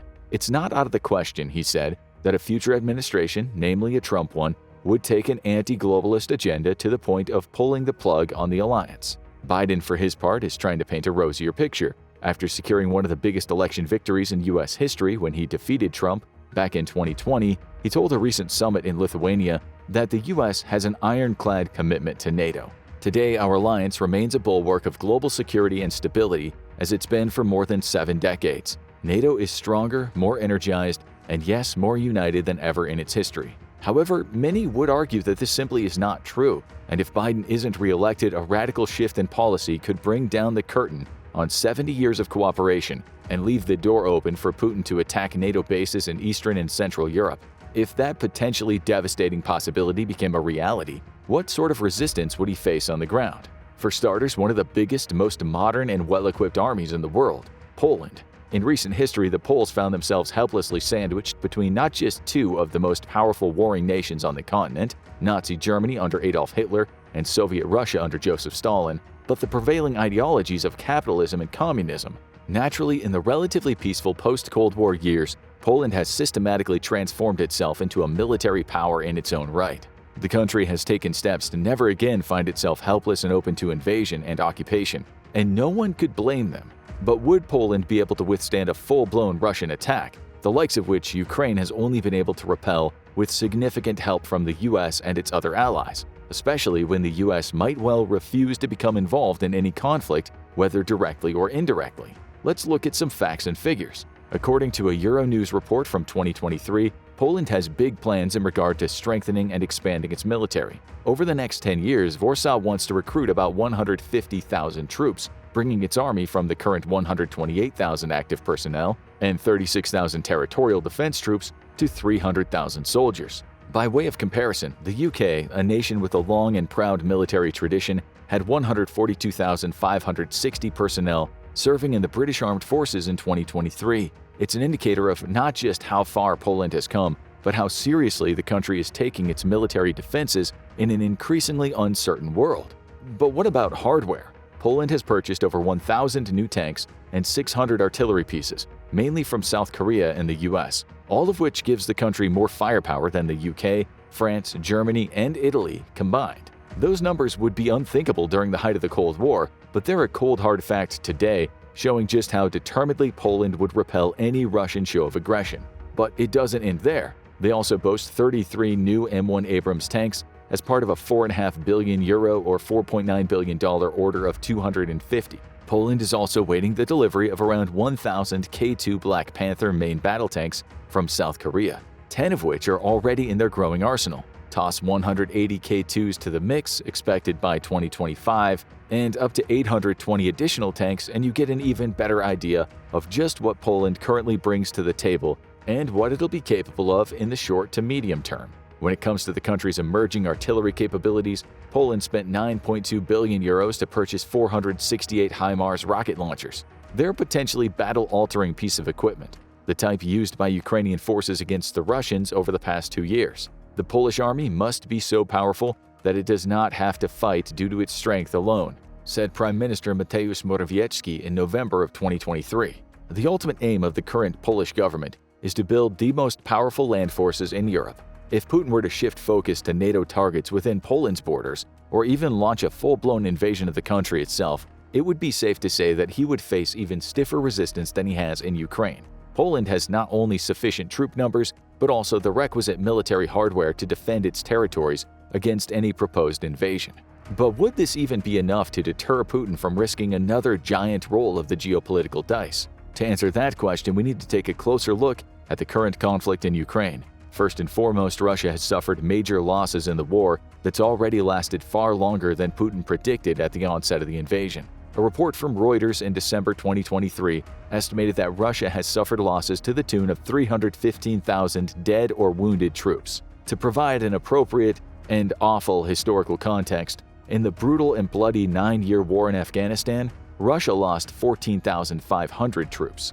But there isn't only the human cost to calculate in any war. Russia's also suffered a huge loss in terms of military hardware. According to a Newsweek report from 2023, as the conflict approached its 600th day, Russian forces had lost 4,965 tanks, 9,385 armored personnel vehicles, and just under 7,000 artillery systems. Total Russian aircraft losses totaled 318, as well as more than 5,200 drones, 20 boats, and 1 submarine, infamously targeted by cruise missiles in September of that same year. Frederick Mertens, a strategic analyst with the Hague Center for Security Studies, made the following observation about the toll of the conflict on Russian forces. Destroying your enemy remains your first priority in battle, and Ukraine seems to have done far better than the Russians. All of which shows what a devastating impact the war in Ukraine has had on both Russian troop numbers and the Kremlin's coffers. As a result, would Russia be in a position to attack NATO targets or even invade the Baltic states and Poland anytime soon?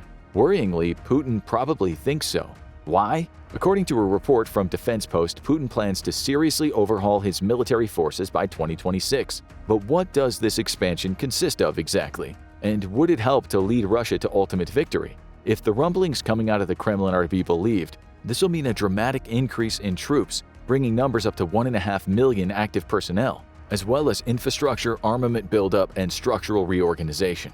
The Institute for the Study of War, ISW, sees this as a clear plan designed to build a significantly stronger Russian military quickly. However, the ISW did deliver a significant caveat to that claim, and this would significantly affect the country's capabilities of attacking NATO targets in the future. While Russia might be able to maintain the tempo of their localized offensive operations in eastern Ukraine in the near term, it is unclear if Russian forces would be able to conduct effective rotations in the long term or in the event of intensified Russian offensive efforts or a significant Ukrainian counteroffensive operation.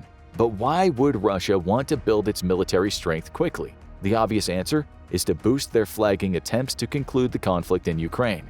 However, many would argue that Putin has always been playing the long game concerning any military expansion, and not just concerning the current war. For proof, take a look north.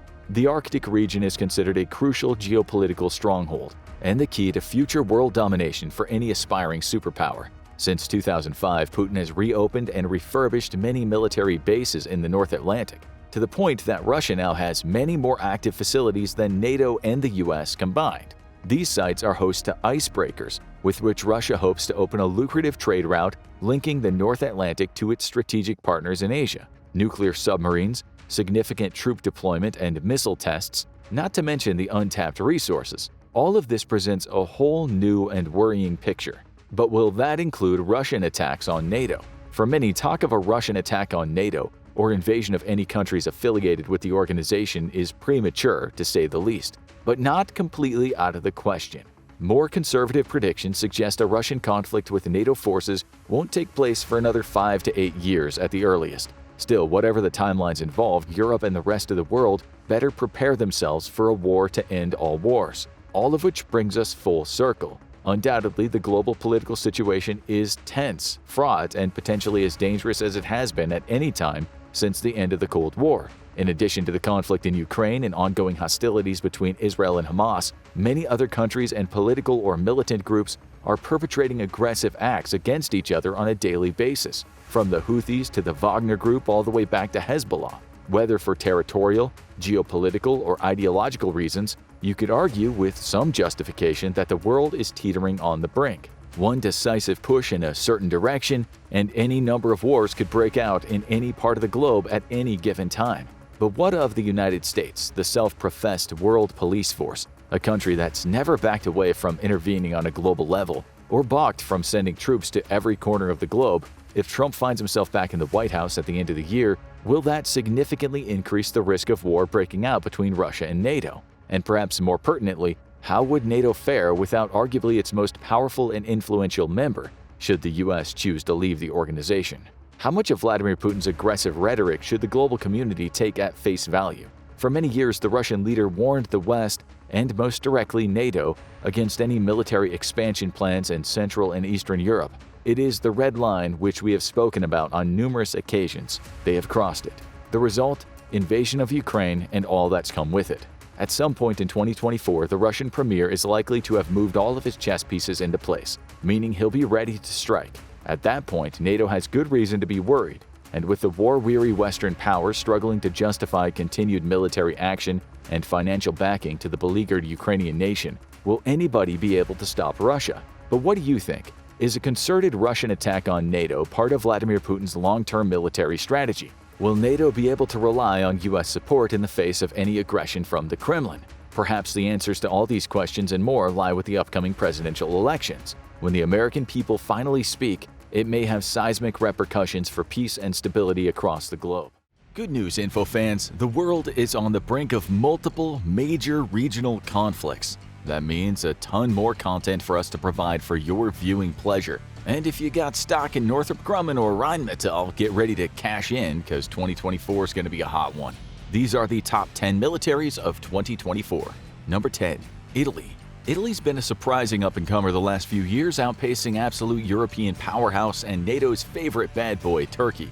But everyone's least favorite type of bacon is going to have to take a back seat, because Italy is knocking it out of the top 10 altogether. Italy's been a curious case when it comes to defense spending. While publicly its political parties largely played down any ambitions to increase defense spending, a European tradition, secretly the government's been passing a series of defense increases since 2018. Russia's attempt to destroy Russia by invading Ukraine put the spook on the current Italian right-wing government, who vowed increased defense spending to reach NATO's goal of 2% of GDP. Currently, Italy spends only 1.51% of GDP on its defense. Big budget items include 41 more F-35 fighters, which is big news after Italy slashed its plans to buy 131 of the 5th-gen jets down to only 90.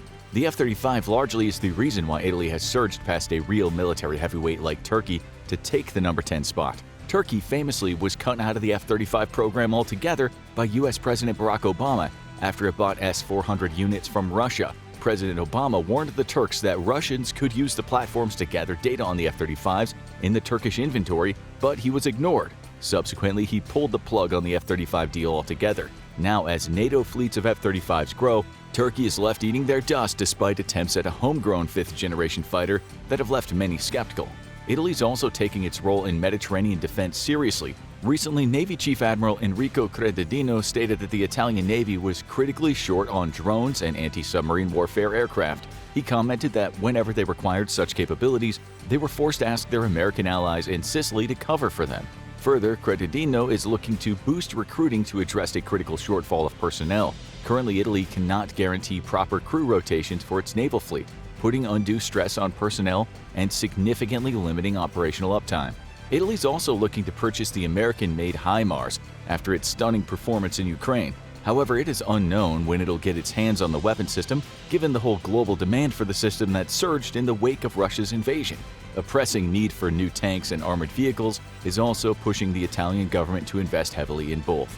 Italy's looking to greatly increase its presence in Africa to combat rising extremism and help ensure continental stability. As part of its refocus on strengthening ties within the United States, and in the wake of Chinese anger over Italy leaving the Belt and Road Initiative, Italy's also looking to expand its ability to project power in the Southeast Pacific theater. This includes a dramatic naval expansion, which will place a focus on anti-submarine warfare and drones. Number 9. France. France is by far Europe's most capable military power, and if you removed the nuclear option from the only other European NATO power ranked above it, it would easily be Europe's most powerful military, period. But France has a critical problem that significantly hampers its odds of rising higher on the list, and it keeps it locked in the number 9 spot. While France fields some of the best combat systems in the world, its focus on quality over quantity means that it doesn't field a lot of them.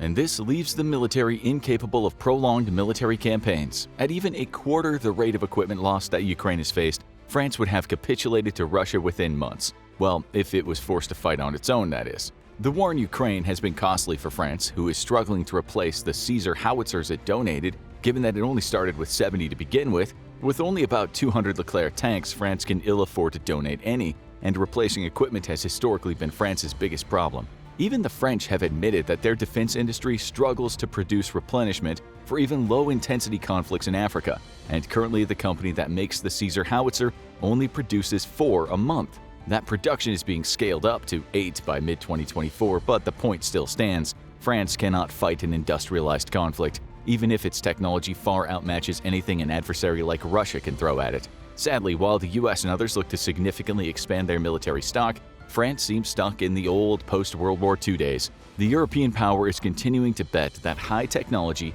speed, and surprise will be able to inflict catastrophic defeats early on in a conflict, preventing a slow-burning multi-year war like Ukraine. Much like the UK, France's focus has been myopically skewed toward the use of nuclear weapons. Its Air Force and Navy are primarily designed for nuclear missions, and French military doctrine still sees nuclear weapons as the ultimate guarantor against invasion. But the war in Ukraine has shown that major industrial conflicts can still rage without the use of nuclear weapons, and if France found itself tested similarly, it would fail. France's biggest problem is not the quality of its forces or even equipment, but rather that it simply needs more of everything in its inventory.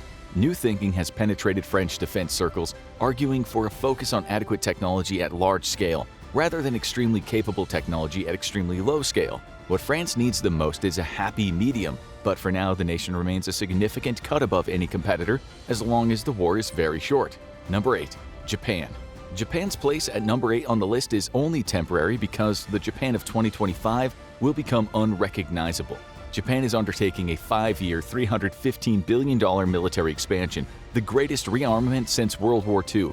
But Hawaii natives can rest easy, because the reason for Japanese military expansion is the increasing power of China, not the US. As China continues to antagonize regional powers through its illegal reclamation of islands to turn them into military fortresses and insistence that all waters in the infamous 9-dash line belong to it, Japan is hoping that a significant increase in military power will deter China from starting a mess in the first place. Japan's also taking lessons from the Ukraine conflict and making a massive investment in increasing the amount of spare parts and other equipment needed for maintenance. This will place the Japanese Defense Forces in an excellent position to weather the high attrition of modern conventional warfare. But more importantly, it'll address current maintenance problems forcing Japanese airplanes to remain grounded.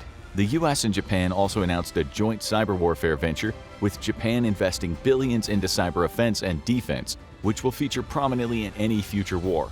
An investment in helicopters and troop landing vessels is aimed directly at denying China the opportunity to seize and hold islands in the disputed Senkaku Islands, a key concern for Japan.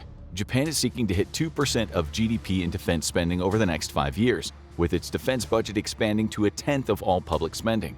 This will catapult Japan straight to the number 3 spot of biggest global defense spenders, and it's all aimed at deterring China. But some of Japan's future acquisitions have created significant internal debate over its pacifist status. These include the purchase of about 400 of the latest variant of the American Tomahawk cruise missile at a cost of $1.4 billion. It's also tapping Mitsubishi Heavy Industries to develop 3 new long-range missiles that Japan's planning to add to its arsenal. These missiles will allow Japan to, for the first time, strike inside China itself, which has prompted a bit of a constitutional crisis in the pacifist power. Many have called Japan's military buildup illegal, and yet Japan's leadership remains clear-eyed. In the wake of the stockpiling of thousands of missiles by the Chinese People's Liberation Army Rocket Force and China's plan to build a fleet of supercarriers, Japan can no longer remain safe, striking just beyond its own borders. The nation's having a bit of a domestic problem with its new ambitions, however, mostly because its native industry is not fully on board with the plan. Mitsubishi Heavy Industries is Japan's largest defense company, and yet military sales only account for 1/10 of its total income. Other manufacturers have expressed concerns to the Japanese government that investing into building military hardware simply isn't profitable, and there is significant concern of multi-million-dollar manufacturing plants simply remaining empty after Japan's rearmament is complete. Japan is hoping that by increasing the profit margin from a few percentage points to 15%, it can compel native industries to invest in Japan's rearmament. For now, though, Japanese industry is not ready to meet the challenge, and it'll likely be forced into delaying its massive rearmament or purchasing weapons from foreign sources like the US. Number 7. Pakistan. Pakistan has seen a dramatic rise in power to the number 7 spot globally, largely thanks to exploiting its natural resources. In Pakistan, the military has been described as a military with a nation rather than the other way around, given the military's influence over the Pakistani government. Now Pakistan is in effect a military-run power, and this is causing serious problems that threaten the nation's future. With a defense budget of $7.5 billion and an active duty force of 654,000, Pakistan's military is huge. Its equipment faces significant modernity issues, though. It is looking to replace its aging stocks with new hardware. China and Pakistan have inked a deal for the latter to purchase 680 VT-4 main battle tanks, a third-generation model with advanced features. To date, Pakistan has 176 of the tanks, and these are the most modern and capable model out of a fleet of 3,700 MBTs, its most numerous model of its Al-Zarar tank, built in cooperation with China, of which the nation has 750.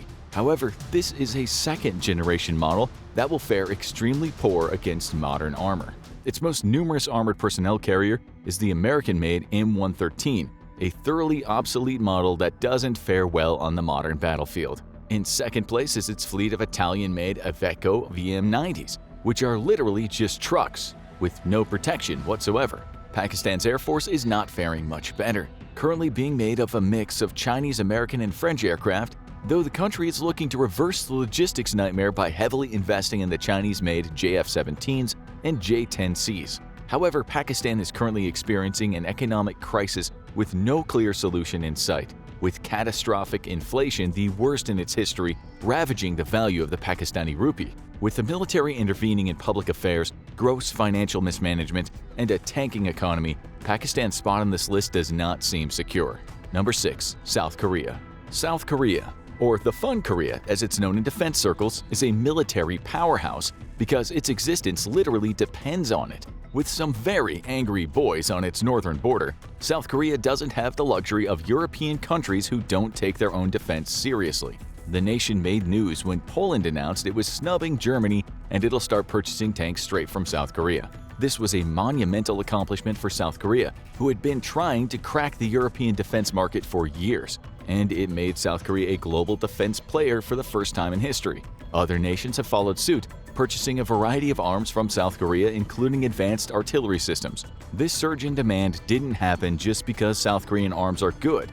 They are. It's also that the European defense industry has been caught with its strudel out in the wake of the Ukraine war and is overwhelmed with purchase orders. At a time when the U.S. Secretary of Defense was privately telling his British counterpart that the U.S. no longer considered the UK a world-class military power, U.S. officials were praising the South Korean military as one of the best in the world. While European powers struggle with very serious readiness issues, U.S. military leaders noted that South Korea's military was ready to, quote, fight tonight. This is critical for a nation whose northern neighbor has actively called for its destruction.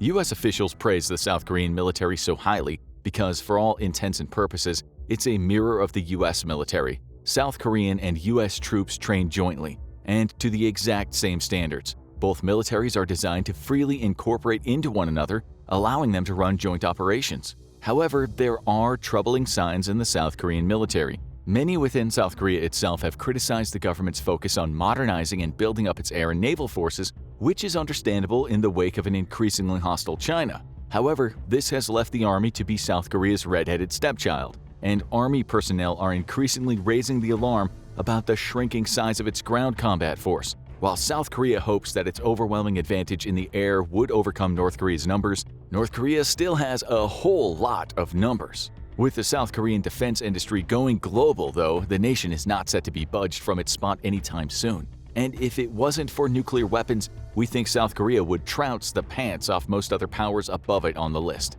Number 5. UK. This one's gonna make a lot of you tea drinkers angry, but the UK doesn't deserve to be in the number 5 spot. The only reason it's in the number 5 spot is because it has nukes. That's it. And that's its biggest problem, as admitted by their own defense analysts. The UK has relied on its nuclear weapons to deter conflict ever since the end of the Cold War, resulting in a military that is half the size that it should be, and one that, by the UK's own admission, lacks the capability to fight on its own for more than a few days. But that's not our hot take, that's coming straight from the UK's own defense sector.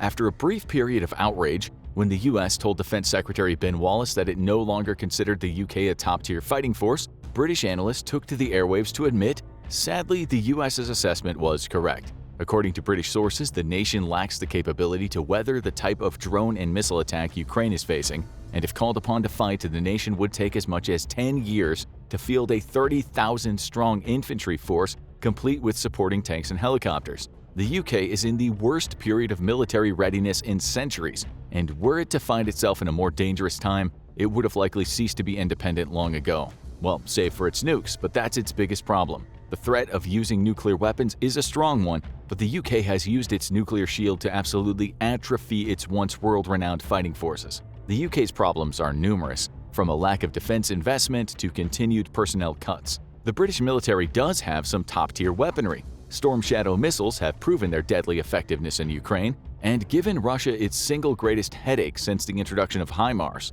But the problem is that the nation has these types of weapons in very low numbers, and its defense industry is not even remotely prepared to replace them. The UK finds itself dealing with a post-Brexit economic downturn made worse by the COVID pandemic. Now inflation is putting yet another nail in the coffin of the UK's military budget. Yet despite this, British leaders have at last come to terms with the fact that their military is no longer a combat-credible force. The UK does have aircraft carriers, but to man them must cannibalize crews from other ships, and a scenario where both the British Air Force and the British Naval Air Force operate simultaneously is extremely unlikely. The nation currently must prioritize one over the other. A dwindling fleet and lackluster recruitment number only adds to the UK's woes, as does equipment that is rapidly aging out of service with no replacements anywhere in sight. The only reason it's made it to the 5th spot on the list is because of its potent nuclear arsenal, but in a conventional war, pretty much every power below it on the list would defeat the UK in short order. Number 4. India. The pupil has surpassed the master.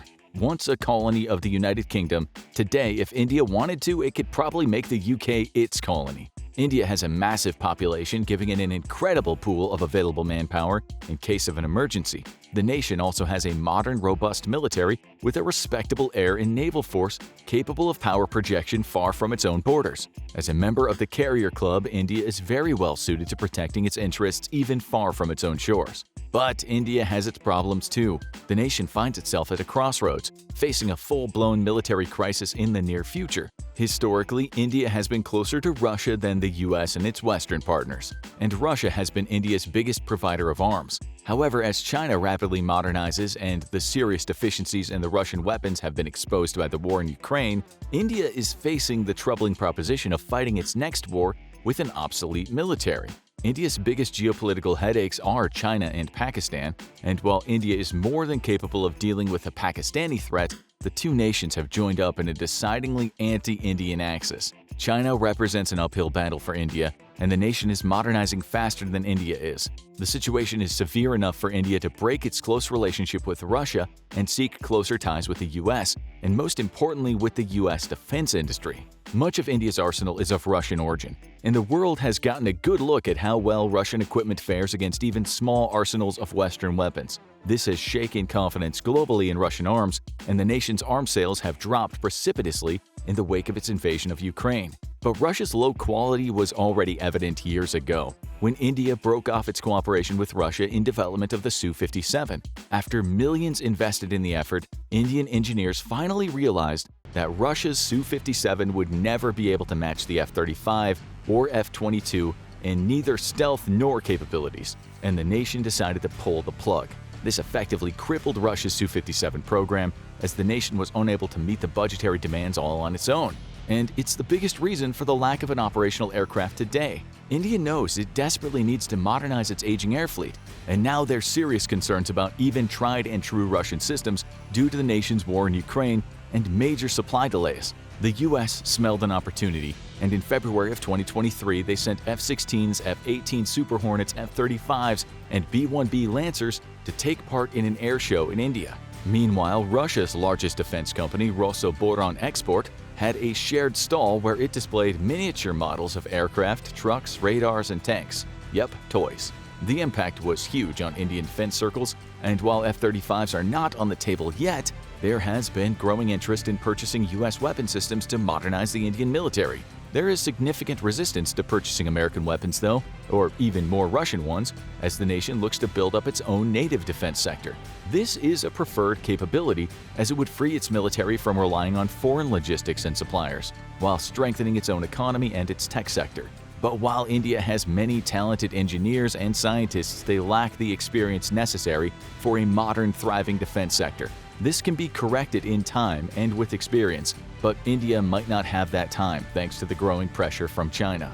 For now, India's saving grace is the mountainous border between itself and China, which makes invasion from the north impossible, and strengthening its partnership with America, which would react strongly to a Chinese attack on India, and its sizable stockpile of modern nuclear arms. We predict that as Russia diminishes, India will soon take one of the top 3 spots though.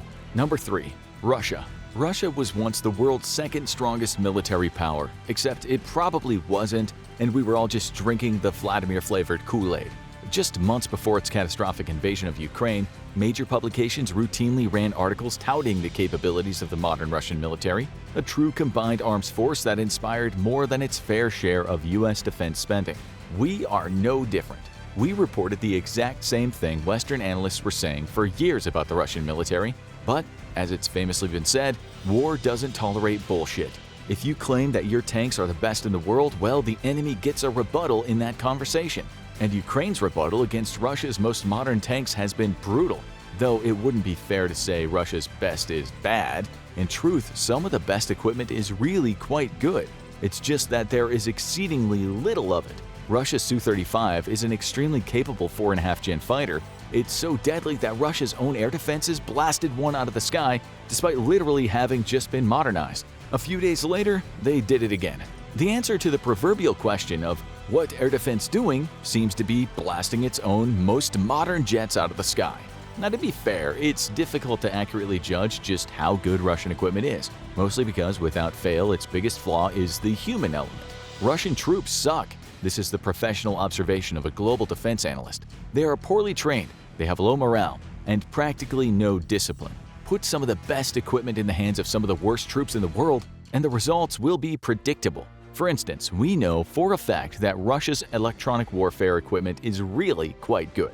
It is so good that Russia had to turn it off because it was blocking its own communications and electronic signals. Quick side note, thanks Russia for abandoning your most modern EW vehicle right outside Kyiv in perfect working condition so NATO intelligence could tear it apart inch by inch. If you got a Ferrari, but you drive it like a tractor, it's hard to judge the true merits of said Ferrari. Then again, when we've seen Russia's most modern weapons in a fight, the results were lackluster. Russia bragged about its, quote, hypersonic missile, the Kinzhal.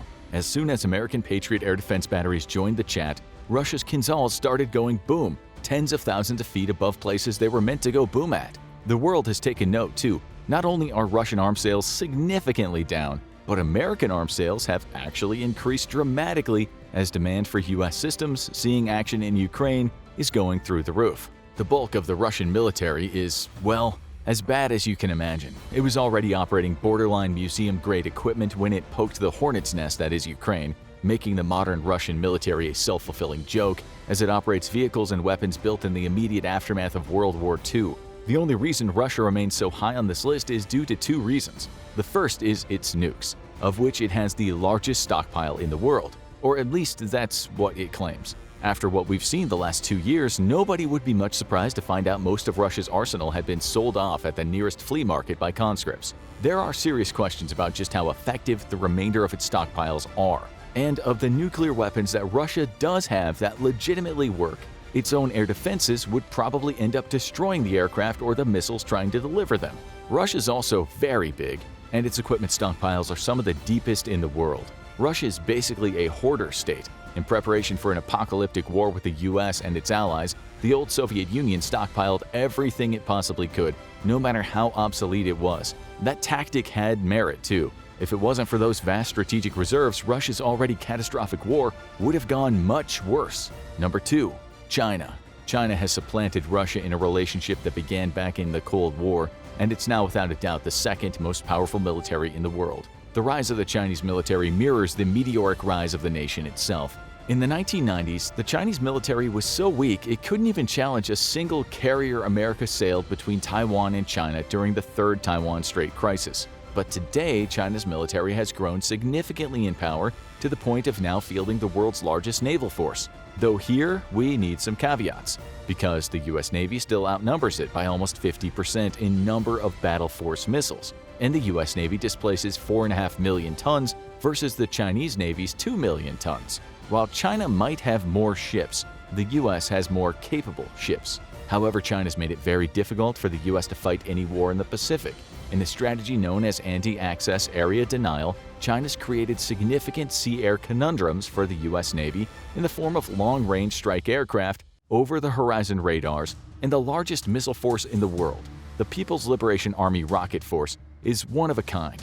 It's dedicated to missile warfare, and its series of anti-ship ballistic missiles are a significant threat to U.S. naval assets and bases in the region.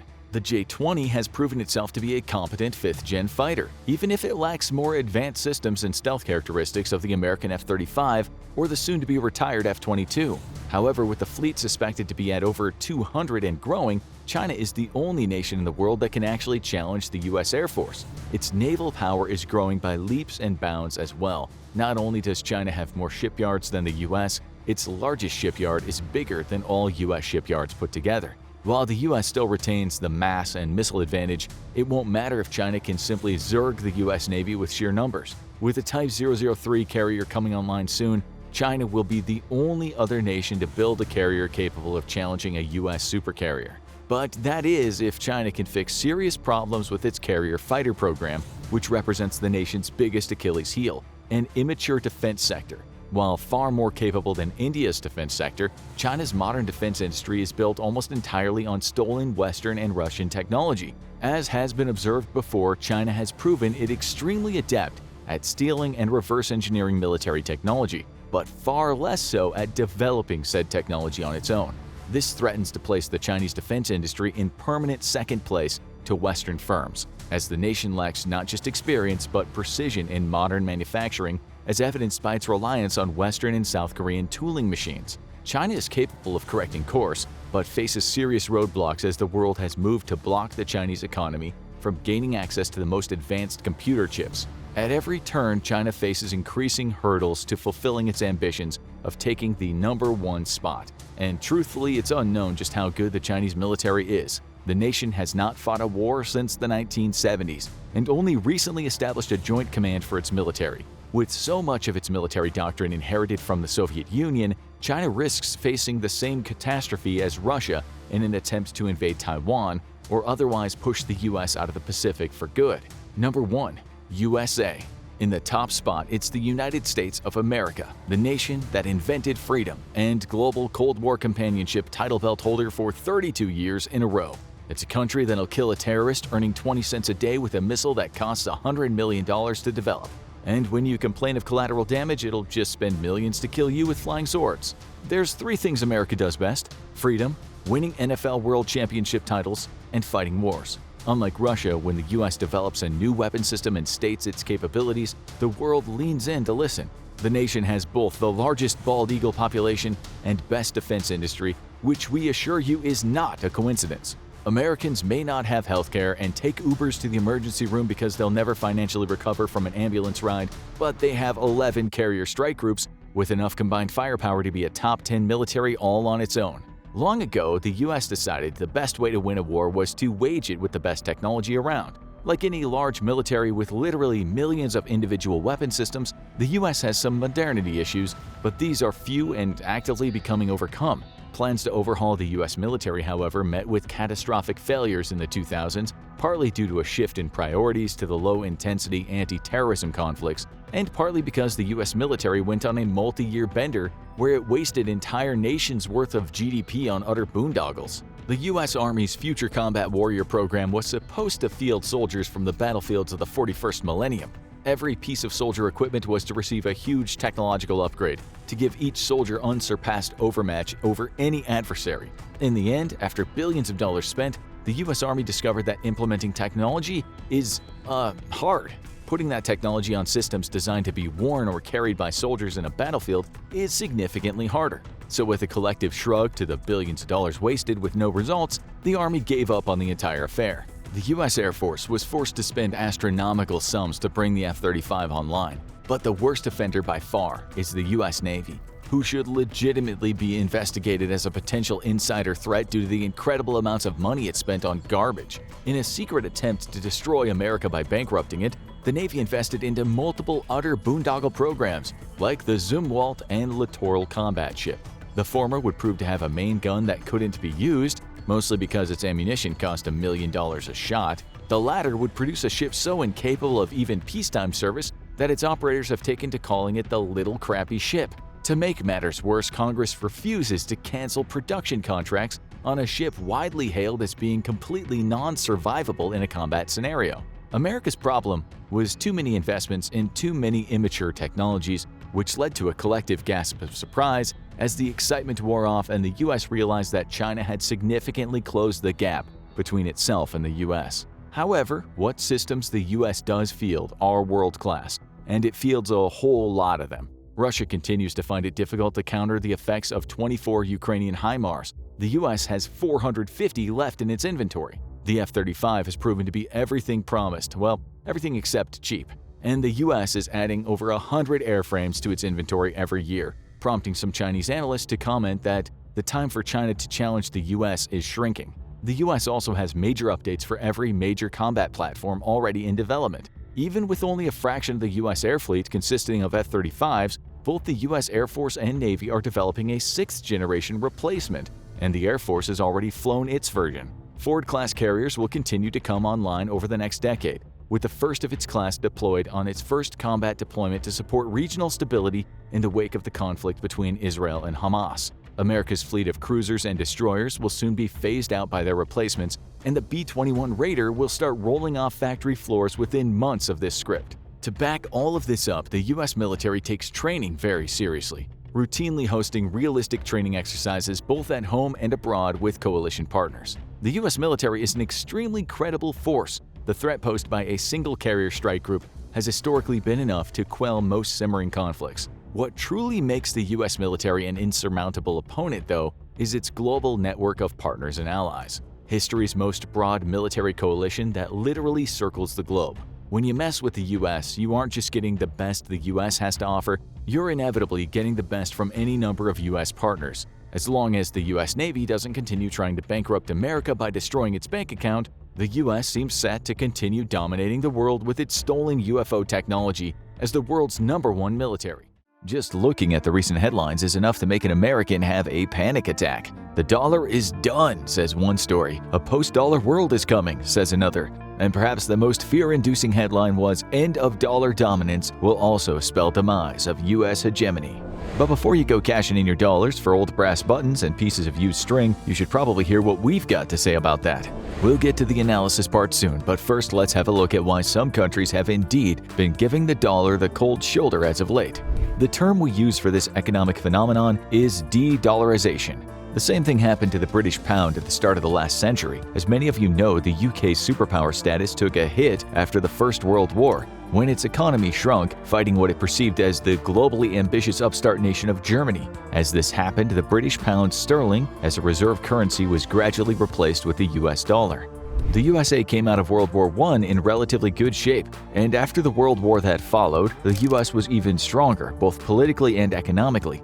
In 1944, the Bretton Woods Agreement was signed, in which participating nations agreed their currencies would be pegged to the dollar. The dollar was then pegged to gold at a fixed rate. This meant that countries could trade together with a sense of confidence in the stability of each other's currency. It meant that they wouldn't get into currency wars, wherein a country might purposefully devalue its own currency for an advantage in trade. In short, the agreement was made to make the global economy stable. The International Monetary Fund was created for more stability, to give countries financial assistance if they needed it.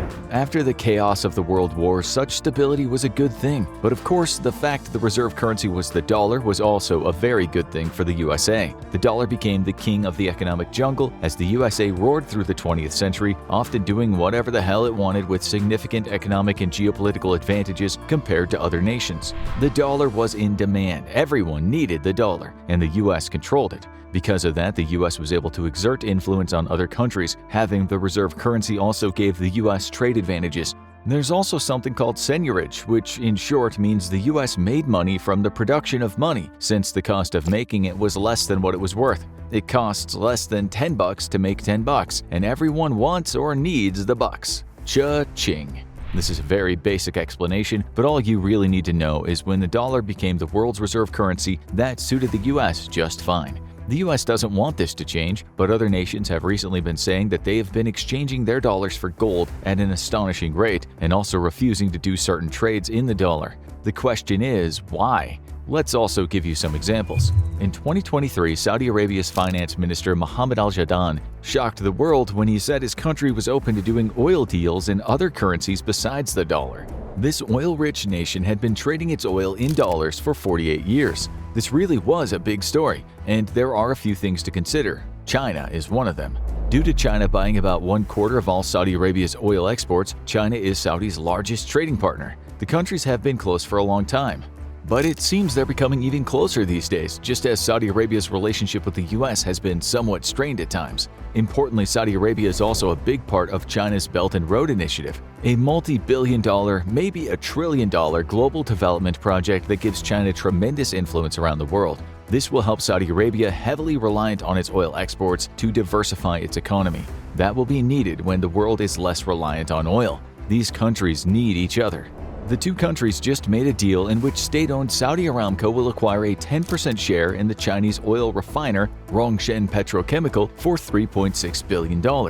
At that same time, the former will provide 480,000 barrels a day of crude oil to Rongsheng's refinery for 2 decades. The small print on the deal doesn't really matter for this video, but what does matter is China and Saudi Arabia are getting closer, and it also matters that they're talking about doing deals in yuan, not dollars. What was even more surprising in 2023 was China mediating between Iran and Saudi Arabia, two countries that certainly have not seen eye to eye for a long time. China is brokering deals in the Middle East, while the US's relationship with many countries in the region has been quite touch and go. Some people have even talked about a post-American Gulf. These nations may want to diversify their economies as the US primes itself for conflicts with China and Russia. They aren't playing ball with the US, and the US controls the world's reserve currency, so it makes sense to forego using that currency. As we said, because the US holds the world's reserve currency, it can exploit its position. The word generally used is weaponize the dollar, which seems to be motivating countries to trade in other currencies. The US can implement sanctions on countries, as we've seen with Russia. It can devalue its own currency to win trade wars, but this might harm the rest of the world. Again, it might make sense to dump the dollar for some nations. This is exactly what China has been saying, that the US has been weaponizing their dollar. It's less a weapon, of course, if countries use it less. The more deals are done in other currencies, such as the Chinese yuan, the less the greenback is like paper kryptonite. It loses its power. To some countries, the US is acting a little roguish, abusing its position as the country with the global reserve currency. For instance, it was able to freeze $300 billion of the Russian central bank's foreign exchange reserves when Russia invaded Ukraine. While the US has the full support of many nations, it doesn't in other nations, even if they think Putin's invasion was wrong and what's happening in Ukraine is a terrible thing. Many countries believe this is a proxy war, and the US, a bully to some nations, just flexed its muscles and ignored a rules-based international financial system. This made them worried.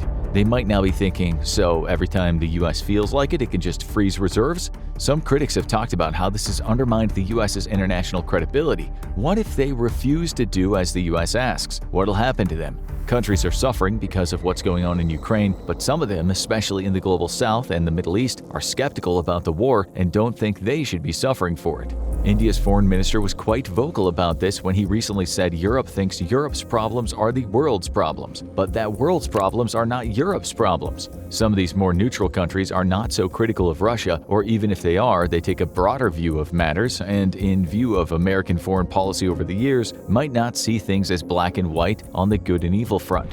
So, when at the 14th BRICS Summit in 2022, Vladimir Putin talked about creating a new international currency standard, some of them listened. They might be looking at the US's many sanctions over the decades and its somewhat coercive diplomacy and wondering if US dollar hegemony is in their best interests.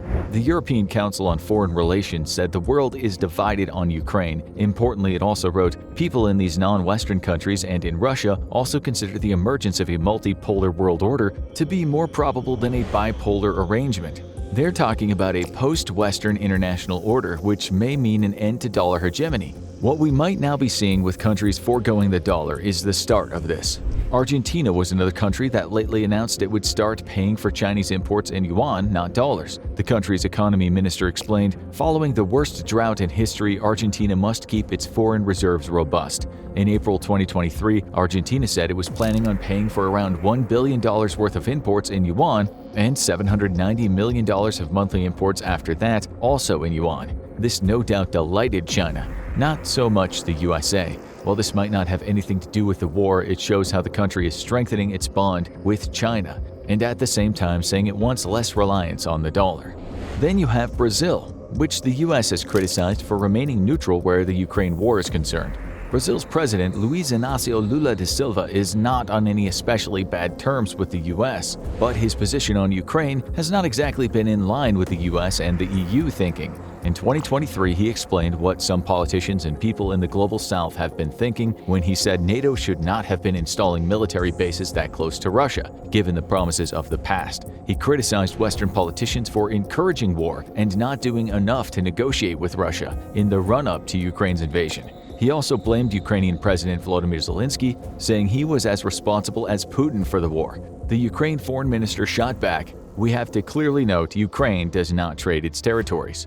Silva's comment obviously made some people's blood boil, but outside of the mainstream Western media, many analysts have said similar things. The British historian Geoffrey Roberts, whose specialty is Soviet diplomatic and military history, wrote in a recent paper, "Could war have been prevented by a Russian-Western deal that halted NATO expansion and neutralized Ukraine in return for solid guarantees of Ukrainian independence and sovereignty? Quite possibly." Many others say diplomacy was blocked by the US and UK, often citing the former US ambassador to Russia and presently the CIA director William Burns, who in a cable to Washington in 2008 warned that unpredictable and uncontrolled consequences and war could happen with the enlargement of NATO. They also might refer to Alexei Arestovich, a former military intelligence officer and former advisor to President Zelensky, who in 2019 warned, "Our price for joining NATO is a big war with Russia." Some say the US knew there would be war and went ahead anyway to weaken Russia. So some nations might be saying they will not suffer just for the US to gain more global influence. In terms of this video, it doesn't matter who's right or wrong, we're just trying to explain how some countries are thinking and the reason they might be upset with the US. They believe this war could have been prevented, and so they won't hurt for it. They're not willing to be an enemy of Russia.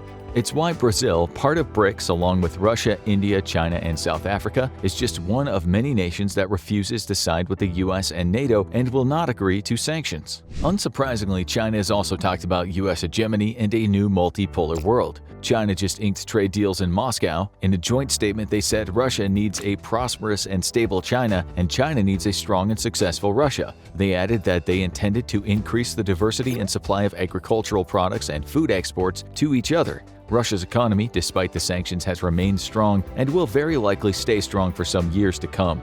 One of the reasons is China and the fact that many deals will now be done in yuan, not dollars. Brazil will too. In 2000, China wasn't even in the top 5 trading partners with Brazil, and now it's number 1.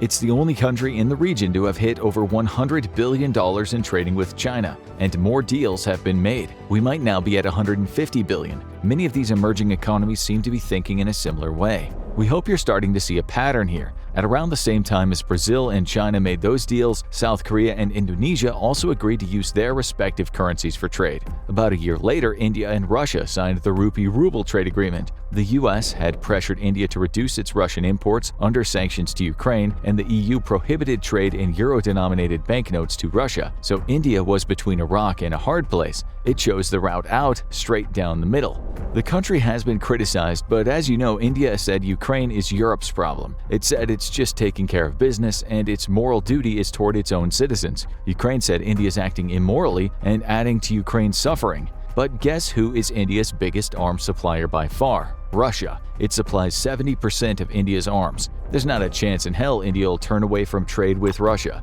India has already inked a new bilateral payment scheme, meaning not in dollars, with the United Arab Emirates. Sticking with Asia, Bangladesh, Kazakhstan, and Laos are now in talks with China about new payment mechanisms. Malaysia, Indonesia, Singapore, and Thailand have all agreed to trade outside of the dollar. The Indonesian finance minister said in 2023 that the sanctions on Russia are a valuable lesson, saying countries will now just do transactions directly, bilaterally, using their local currencies, which he said was probably good for the world in the long run. Maybe not for the US, though. These countries don't want to choose sides. Their economies and their safety of their people, they say, might not allow them to choose sides. Like India, they might say it's easy to tell us what we have to do, but try being us. It should be said that the US's dollar brute strength of late, thanks to the US Federal Reserve raising interest rates, has also wreaked havoc in their nations, with the very poor being profoundly affected as food prices increase dramatically. In Singapore, a journalist summed this all up, saying the US dollar has become a wrecking ball. Also, when European nations found they couldn't pay for Russian energy, Russia just demanded that they do the deal in rubles. Russia supplies gas to 23 European nations. While Europe is against Russia's invasion of Ukraine, some countries obviously feel they can't live without Russian gas. Reports state that 4 countries in Europe have already started to pay in rubles, and 10 European companies have opened accounts at Gazprom Bank so they can start paying Putin's chosen currency. Can the US do anything about such an activity? Some think not. They think the US doesn't have the ability to control other nations anymore, or at least not as it had in the past. Open Democracy wrote in 2023, "The power of Western powers is undeniable, but it is also undeniable that the world is increasingly moving toward multipolarity." The article said that the global south will not be bullied. Many others argue that the days of "do what we tell you or else" are coming to an end, and de-dollarization is proof of that. De-dollarization is certainly catching on, which has led some pundits to call this a revolt against the US and its dollar. They say weaponization of the greenback doesn't work anymore. Bloomberg reported that at least a dozen countries in Asia are experimenting with a dollar alternative. It said this was unthinkable not even that long ago. The criticism isn't just coming from outside the US. An investment strategist in the US told the Straits Times the Biden administration made an error in weaponizing the US dollar in the global payment system. That will force non-US investors and nations to diversify their holdings outside the traditional safe haven of the US. Another thing that's happened is countries buying gold with their dollars. They may not feel right now the dollar is their safest bet. Gold is probably safer, given they don't know what the US is going to do next, and inflation could be on the way. China and Turkey were the biggest buyers, with India, Qatar, and Uzbekistan also ranking highly on the list. It was the biggest gold buyout in history by central banks. In 2022, they bought 1,078 metric tons compared to 450 tons in 2021. Again, this is countries thinking the dollar is at risk. A Japanese analyst explained, "Gold buying by central banks is a sign that the dollar's dominance is eroding. This gold purchasing activity is expected to remain rampant as countries opt for a safer economic path." So diversity is the word on the street in economics these days, just as much as it's one of the most used words regarding cultural issues. The world's economies are diversifying. In evolutionary terms, they're adapting to a new environment.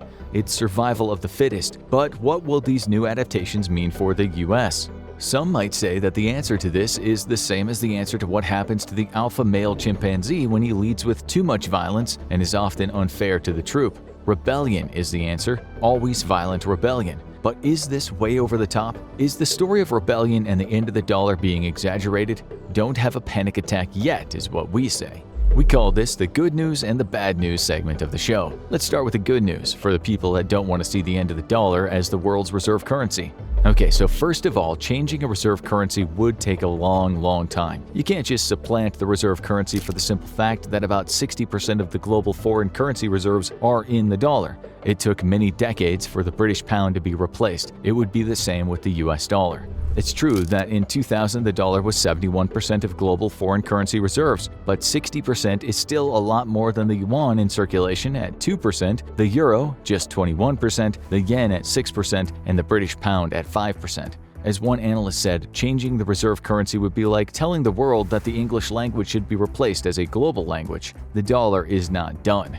If we look at global trade throughout the entire Americas, close to 96% of trading is in the greenback. That's not going to change anytime soon. Sure, in Europe, the euro is the currency of choice, but even then, 23% of trades are executed on the dollar. As for Asia-Pacific region, 74% of trading is done using the dollar. The rest of the world, 79% of trades use the dollar. You also need to know this. In 2022, the USA bought around $3.3 trillion worth of goods from other countries, but other countries only bought $2.1 trillion from the US. That leaves what we call a trade deficit. $1.2 trillion, not pocket change. So the foreign countries are sitting with a stack of dollars. They could spend it elsewhere, maybe in China, but then they'd have to convert their USD to do that. You can also only buy stuff in the US in USD. Instead, they buy what's called the most liquid security on the planet, which is US Treasuries. Some also hold on to the cash. It's thought the world has about $7.4 trillion in these treasuries and about $1 trillion in cash, about 46% of all the dollars out there. But the US offering these treasuries is a liability, and the countries must trust in the US and its dollar, which they obviously do. No other countries, according to the experts, are willing to take on this role, and even if they thought about it, they probably wouldn't be capable. Money makes the world go round, and the dollar is the oil for the engine. Without it, the economies of the world would grind to a halt and almost get conked out. Stories about the end of the dollar have been around for decades, which tells you something about their predictive potential. The media loves a good doom story, whether it's overpopulation, all the oil running out, or the end of the dollar. It gets eyes on their product, but it doesn't mean the stories are anything close to being true. Another thing is China is always mentioned in these stories. Still, economists often point out that China's economic model, it's well known for super growth over the last 2 decades or so, depends on the US dollar being the world's reserve currency. China doesn't want this to change. It can't change if China's well-being is to stay intact. And you have to ask the question, if China was thinking about knocking the dollar off the top spot, how many countries would put their trust in a new reserve currency? Sure, the US has problems, but it's not autocratic, and it's certainly more transparent than China, which is what governments want when they're entrusting their money with a country. China also has very strict capital controls, while the US doesn't have many. This makes the dollar the better option for a reserve currency. As one economic pundit explained, for all the troubles of the West, the US and the EU are coherent actors with deeply embedded institutional structures that are difficult to replicate. Now, for the bad news. Some people say the US has overplayed its hand too many times now. It's activated the ire of too many nations, playing school ground bully one too many times. Internally, much of the world sees the USA as a polarized social and political mess. This is another reason why there's a lot of talk about the end of US hegemony. The ship is sinking, they say, and rather than try to fix it, they're fighting over the gold and the jewels in the hold, which no one will have if the ship goes down. The critics say US politics, society, and culture is too much us versus them rather than we. It doesn't scream stability, and other nations are taking note. There's been chatter about BRICS coming up with a common currency. More and more countries seem to be interested in joining the group, although it would be a pity to spoil that easy-to-remember acronym. The term BRICS Plus has been mulled over, but we think it sounds too much like a vitamin shake. On the BRICS waiting list are 8 countries: Algeria, Argentina, Bahrain, Egypt, Indonesia, Iran, Saudi Arabia, and the UAE. The countries thinking about joining are Afghanistan, Bangladesh, Belarus, Kazakhstan, Mexico, Nicaragua, Nigeria, Pakistan, Senegal, Sudan, Syria, Thailand, Tunisia, Turkey, Uruguay, Venezuela, and Zimbabwe. By 2050, some of these nations are expected to be economically flying. You can expect more countries in the near future to want to join. The question is, will the dollar be done by then as the global reserve currency, or will that happen much quicker? It's easy to imagine the answer is yes to the former question. Many think the BRICS common currency is coming, especially, as one analyst put it, these countries will outweigh not only the reigning hegemon, the US, but the entire G7 weight class put together. Still, that doesn't mean all you guys in the USA will be living among smoking embers of houses while running around trying to catch rats for your evening meal. One analyst argues that the dollar being replaced might not be such a bad thing for the US, given how much responsibility comes with it. He also said it seems unlikely that anytime soon this alliance will mount any profound challenge to the dollar, especially as its 2 biggest economies, India and China, can barely agree on anything. He reckons if they could, BRICS might just smash through the status quo. This means that the dollar status as the world's reserve currency is not going to change anytime soon. But, and it is a big but, a new world order is taking shape. How will that look? We can't say, but it will likely mean the US losing much of its power to influence what happens in the world. The new kids have been on the block for a while now. Their voices are deepening and they're growing big muscles. The US will remain a cultural, political, and economic powerhouse, but its days of global hegemony might be coming to an end. That's only a theory right now, not a fact. But what do you think about that? Sirens wail across the landscape. Red lights flash in military bases around the country. Someone has launched a barrage of nuclear missiles at the United States. They sail over New York City, blast past San Francisco, and rocket away from DC. These major cities all seemed like they should have been key targets, but instead the missiles are headed to several unsuspecting states in the middle of the country, places where people thought they'd be safe. The United States' nuclear sponge is attracting the enemy nukes as planned. Unfortunately, anyone living in these states is about to be annihilated in a holocaust of nuclear explosions. There are 5 U.S. states that still house a large number of nuclear missile silos in a concentrated area. These states are what's known as a nuclear sponge. The question is, do you live in one of the 5? If nuclear war breaks out, you may not be as safe as you think. First, what is a nuclear sponge? During the Cold War, the US was very concerned about major cities and metropolitan areas being targeted by Soviet nukes. In order to draw attention away from these areas, the Department of Defense came up with an interesting idea. They hypothesized that if a large number of ICBM nukes were placed in the middle of the country, then the Soviet Union would have to target them first if they were to attack, because if they didn't, the US would be able to retaliate with nukes of their own. These missile sites were placed in rural areas so that the number of casualties would remain low. Forcing the Soviet Union to attack those rural areas would draw fire away from places like New York City, Washington, D.C., or any other densely populated part of the country. The remote nuclear sites were known as a nuclear sponge since they would absorb the missile fire from the enemy. The missile silos that originally made up the United States' nuclear sponge were deep underground and spaced far enough apart that the Soviet Union would need to commit a large percentage of its nuclear arsenal to destroy them.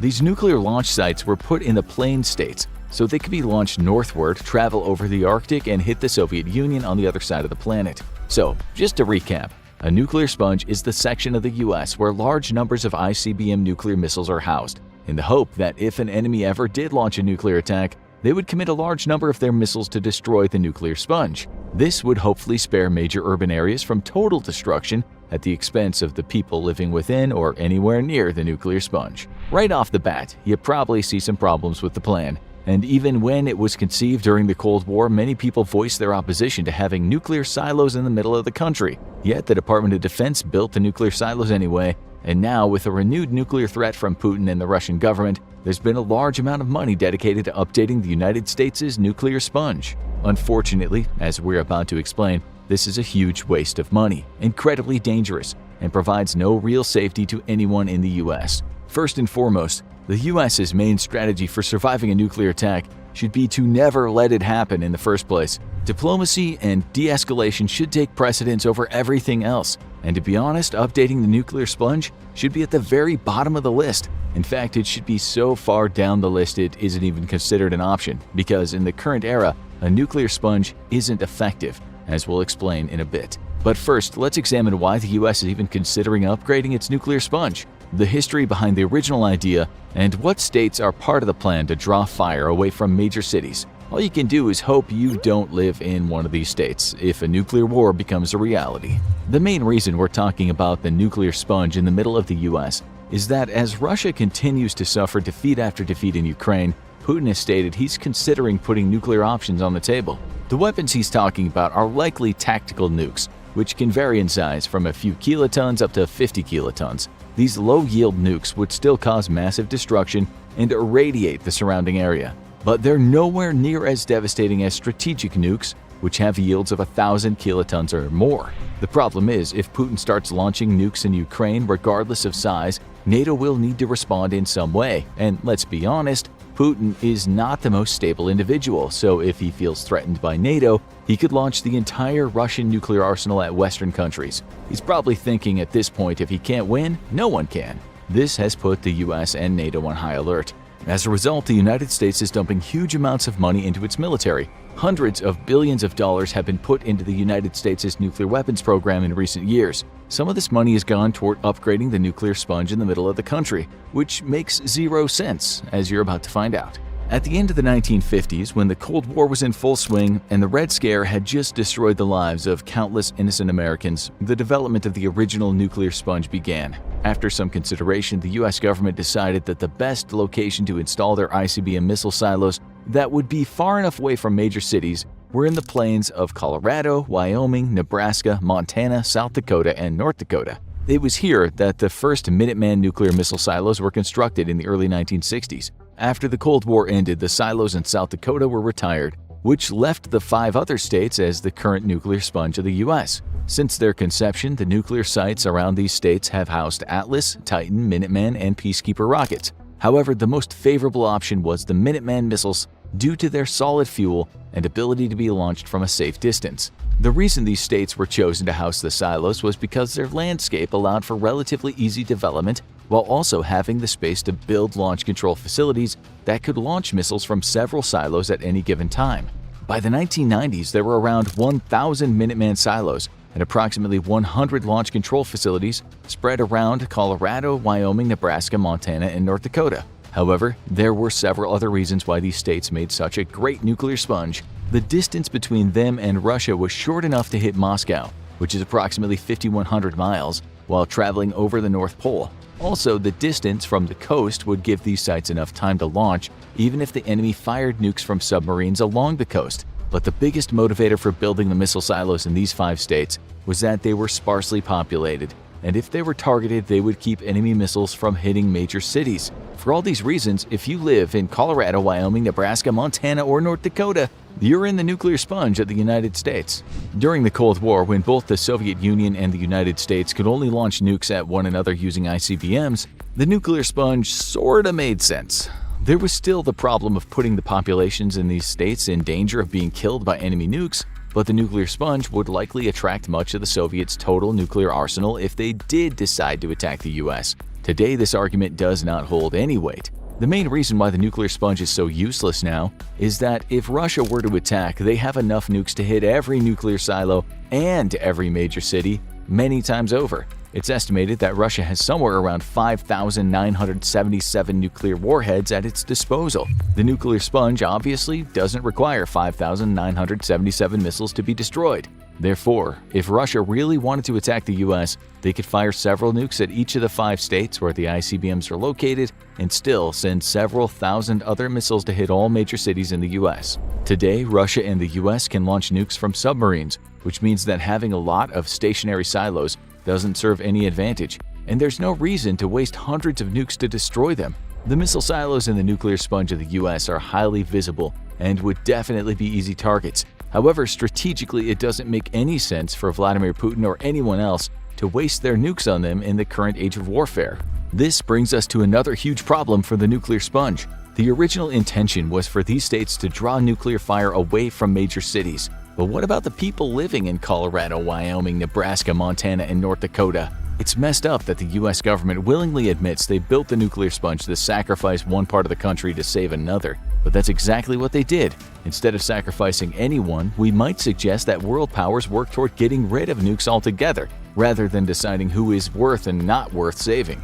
Just having a nuclear sponge at all is terrible, and since the original argument as to why the US needs one are no longer valid, there should be no reason for the US to spend money updating it. However, billions of dollars are still being allocated to the silos in the middle of the country, and the reason why is appalling. Before we get into why money is continuously being funneled into an obsolete US nuclear sponge, let's imagine a terrifying scenario. What would actually happen if the military thought that there were nukes headed toward the silos in the middle of the country? A group of highly trained NORAD analysts at Joint Base Elmendorf-Richardson in Alaska sit at their stations. They're constantly monitoring thousands of data points to ensure the United States is safe from nuclear strikes. It's the middle of the night, but the sun is still up. During the summer months, there are almost 24 hours of daylight. It seemed to be just another normal night when suddenly, a red light started flashing on one of the consoles. The technician sitting near the station pushes their rolling chair over to the computer to get a better look at the flashing light. Their eyes open wide as they read the label. "I've got a nuclear launch indicator light going off over here," they yell. Everyone turns to look at them. Then a light at another station begins to blink, then another and another and another. "Get the Secretary of Defense on the phone," a commander yells. Everyone scrambles to figure out exactly where the nukes are being fired from and where they're headed. The President of the United States is startled out of his slumber by a dozen Secret Service agents bursting into his bedroom. "Sir, we need to get you to the bunker immediately," the lead agent says. There's no time for the President to get dressed. He throws on a robe and is escorted deep underground, where the Secretary of Defense waits for him along with several other high-ranking generals. "What's going on?" the President asks. "We just received word from NORAD," the Secretary of Defense responds. "They're tracking several nuclear missiles headed toward our Minuteman silos in the Midwest. There's very little time for discussion. The generals lay their options out on the table, but the President must make a final decision. It's been about 10 minutes since the warning lights started flashing in NORAD, and whatever the path the President's going to choose, he has to choose it now." The President's predicament is made worse by the fact that there is no way to know if the sensors at NORAD are malfunctioning or if there are actually dozens of nukes rocketing toward the middle of the country. Therefore, the President has to use his best judgment and the data available to make a choice that could change the world forever. On the one hand, he could just wait and let the events unfolding play out. If the nukes really were launched, the middle of the country would be decimated and thousands of US missiles would be obliterated.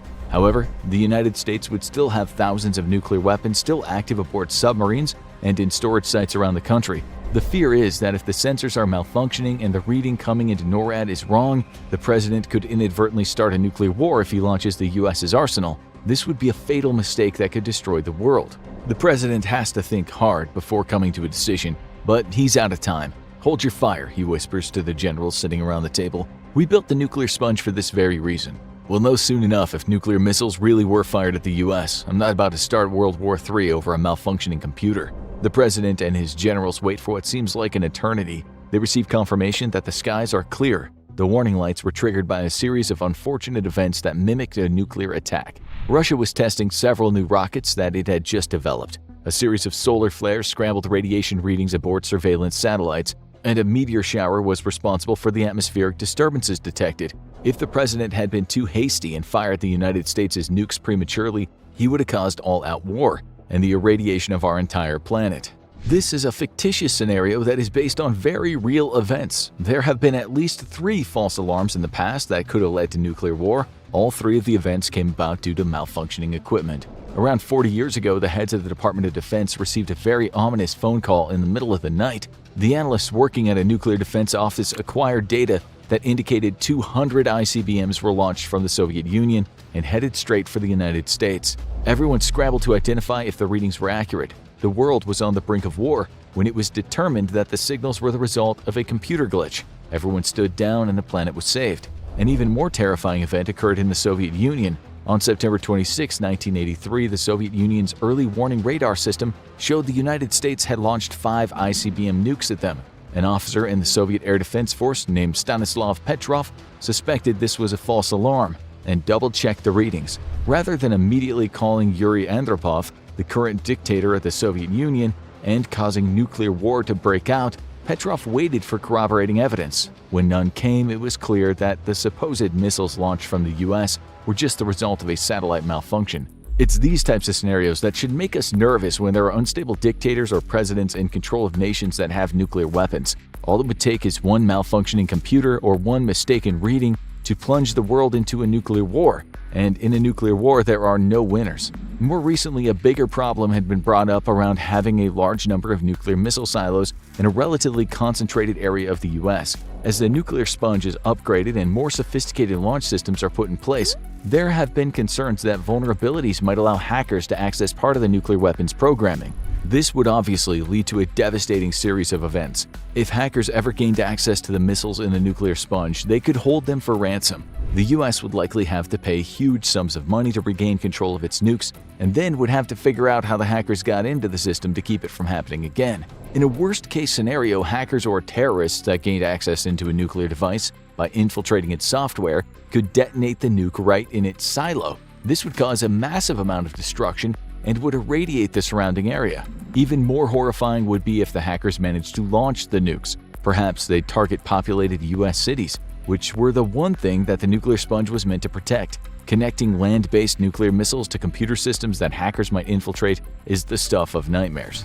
The nuclear sponge is obsolete, dangerous, and puts the lives of certain American citizens ahead of others. The nuclear silos in the middle of the country should be retired and demolished. And since all these facts are rather obvious, you might be wondering why the United States still has a nuclear sponge. Or even a more pressing question is, why are huge amounts of money being funneled into an outdated Cold War-era set of silos that no longer serve any strategic significance? Like the answer to so many baffling questions that come out of politics and the government's choices, it all has to do with money.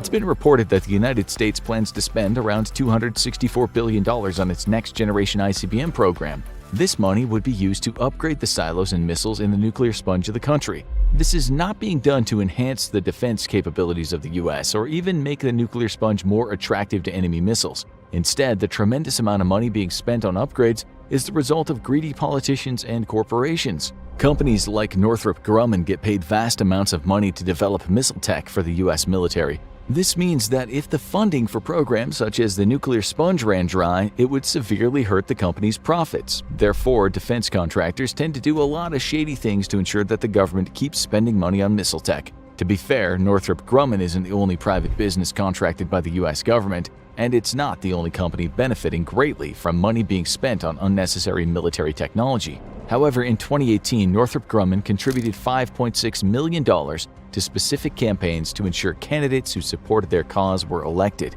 Northrop Grumman spends more money lobbying than any other defense contractor, and only slightly less than tech companies like Amazon and Facebook. These huge corporations pay unfathomable amounts of money to influence the laws being made and the way the US government spends its funds. This, of course, is technically illegal, yet it still happens all the time. The craziest part is that whenever Congress tries to pass a bill to reduce the number of missiles in the nuclear sponge states, they're often met with resistance from representatives of those very states. You would think that politicians and constituents would no longer want nuclear weapons within their borders, especially if it's going to put them in danger of being blown up. However, this doesn't seem to be the case. In fact, politicians from North Dakota, Wyoming, and Montana are known as the Missile Caucus because they constantly try to shoot down any bills that would remove nukes from their states.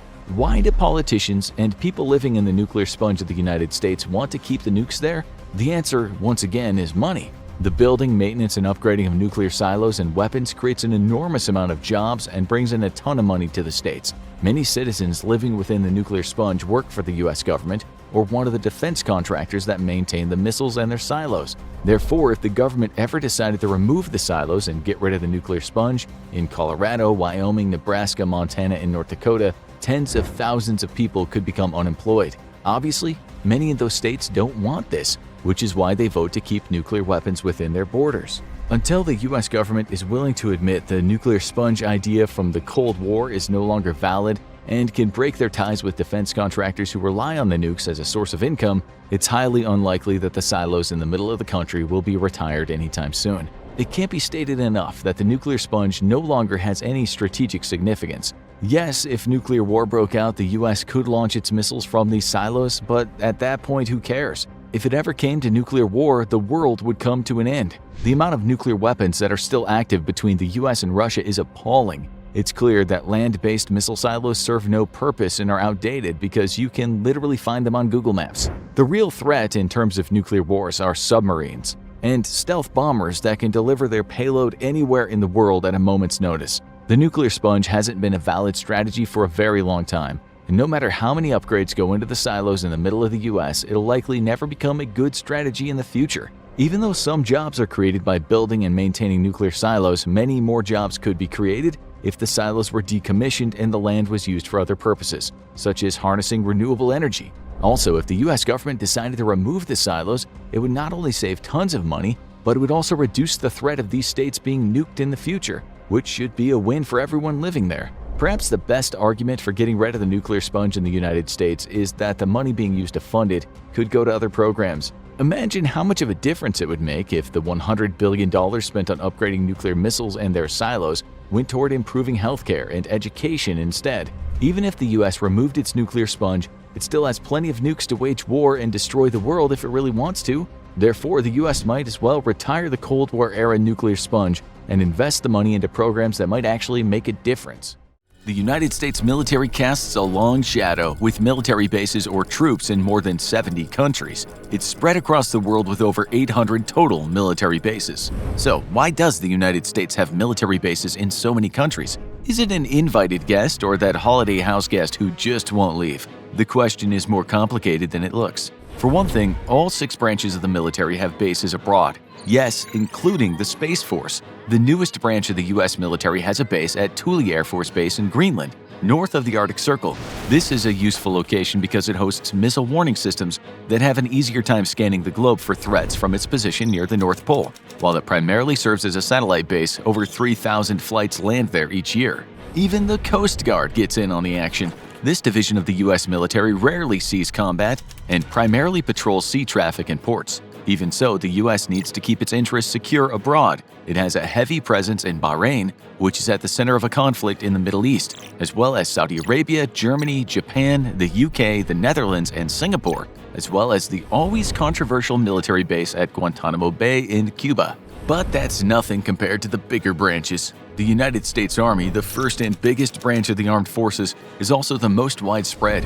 Many of its foreign bases date back to the World Wars or even earlier, and it can be found in Belgium, Bulgaria, Bosnia and Herzegovina, Germany, Italy, Kosovo, and Lithuania in Europe. In Asia, it has bases in Japan, Kuwait, Israel, Iraq, and a whole network of bases in South Korea. It even has a beachhead in Africa thanks to a small contingency site in Cameroon. What about the few, the proud, the Marines? The Marine Corps doesn't have as many members as the Army, being treated as an elite squad of the toughest fighters who can serve as all-purpose teams. That means that they're limited to only a few locations around the world, many of which have been the center of some of the world's worst conflicts. Today, they can be found in Japan, Germany, and South Korea. They're also stationed on the U.S. territory of Guam. Now let's look to the seas. The Navy patrols the seas, so most locations of U.S. Navy bases are likely to be based near ports, but not all of them. The Navy has a presence in the Bahamas, Bahrain, Djibouti, Greece, Italy, Japan, Singapore, South Korea, and Spain. It also has support locations in Poland and Romania, and connection with the United Kingdom and the British Indian Ocean Territory, and a former location in Iceland. And the Navy has a base at Guantanamo Bay in Cuba, complicating that situation even more. And now it's time to take to the skies. The Air Force has one of the biggest footprints around the world, with U.S. planes being located in Estonia, Germany, Honduras, Italy, Japan, Kenya, Kuwait, Lithuania, the Netherlands, Poland, Portugal, Qatar, Romania, South Korea, Cyprus, Turkey, and several key bases in the United Kingdom. It's also based in territories like Aruba and Curaçao, both run by allies of the United States. That's a lot of bases, and the U.S. got there in different ways. For one thing, not all of them belong to the U.S. alone. There's one other major category of U.S. military bases abroad: joint bases, where the U.S. operates a military complex in conjunction with an ally nation. Many of these do contain regular troops, but they're also often used for top-secret weapons tests and other research. Such sites can be found in Guam, where the United States collaborates with Palau and Micronesia, as well as in Iraq and Syria. But probably the most significant of these is in Australia, where American forces have a long-standing arrangement and few diplomatic issues. As Australia has a massive amount of space in the outback, the U.S. has been leasing land there for weapons research for decades. The largest of all of these sites is Pine Gap, a massive satellite surveillance base. The closest town is 11 miles away, and it's run by the CIA and NSA. But how did the U.S. manage to set up bases in countries which weren't excited about the U.S. intervention?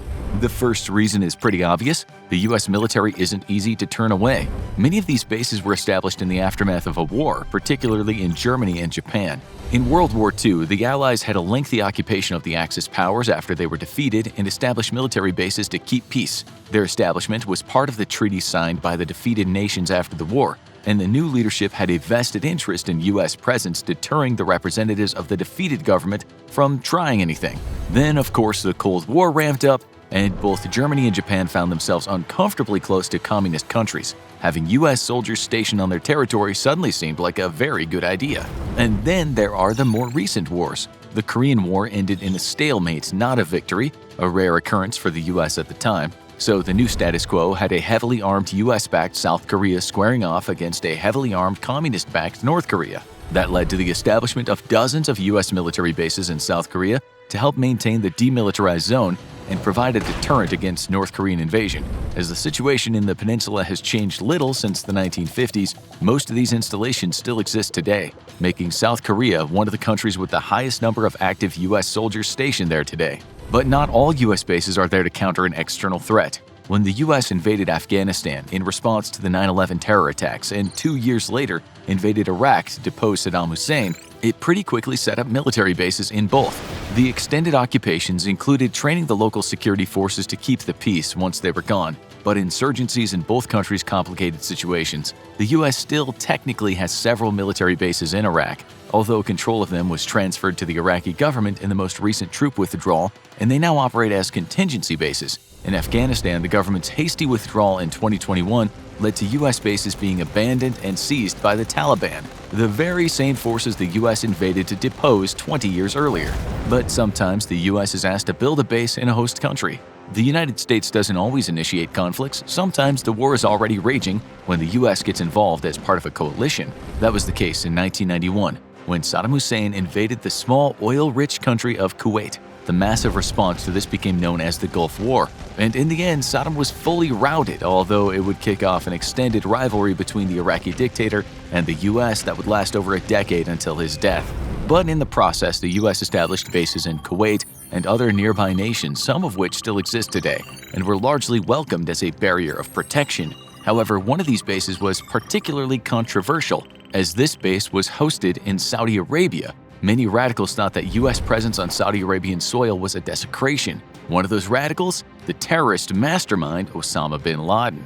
A similar situation arose later that decade when ethnic and religious conflict in the Balkans boiled over. As the region of Kosovo battled for independence from Serbia, the Serbian leader, Slobodan Milosevic, escalated his campaign of mass murder against the Bosnian Muslims in multiple countries. A large coalition of countries united to drive Milosevic out of power, and he eventually faced trial at The Hague. But that didn't stop the conflict, as Serbia and Kosovo are in a constant state of Cold War. The United States has maintained a presence in Kosovo, one of the world's newest countries, to make sure the Cold War doesn't turn hot. And then there's another way the US gets its bases into other countries: good old-fashioned cash. How exactly did the US get a base on Cuba, given the two countries have been bitter enemies for 60 years? It all goes back to 1903, when the US and Spain went to war. Cuba was one of the key battlefields, with Spain eventually ceding control of the island in the Treaty of Paris. The United States was a strong supporter of Cuba's independence, and in the aftermath they cut a deal where the government of Cuba would lend or sell land to the US for bases that would be used to protect Cuba's independence. While there was some initial controversy in Cuba, most likely because they were worried about winding up under another colonial thumb, the land for Guantanamo Bay was leased in 1903, and the US has had a military presence there ever since. And while the communist government established in the Cuban Revolution has claimed the US is illegally occupying the land, the US has responded, "Check the contract." So it seems pretty clear that the United States is firmly entrenched in foreign countries. But what does that mean in practice? With the exception of active war zones and occupation zones, most US soldiers stationed abroad in military bases aren't engaged in combat. Rather, they spend their days maintaining military equipment, training and engaging in drills, testing new gear, and preparing to defend the region if need be.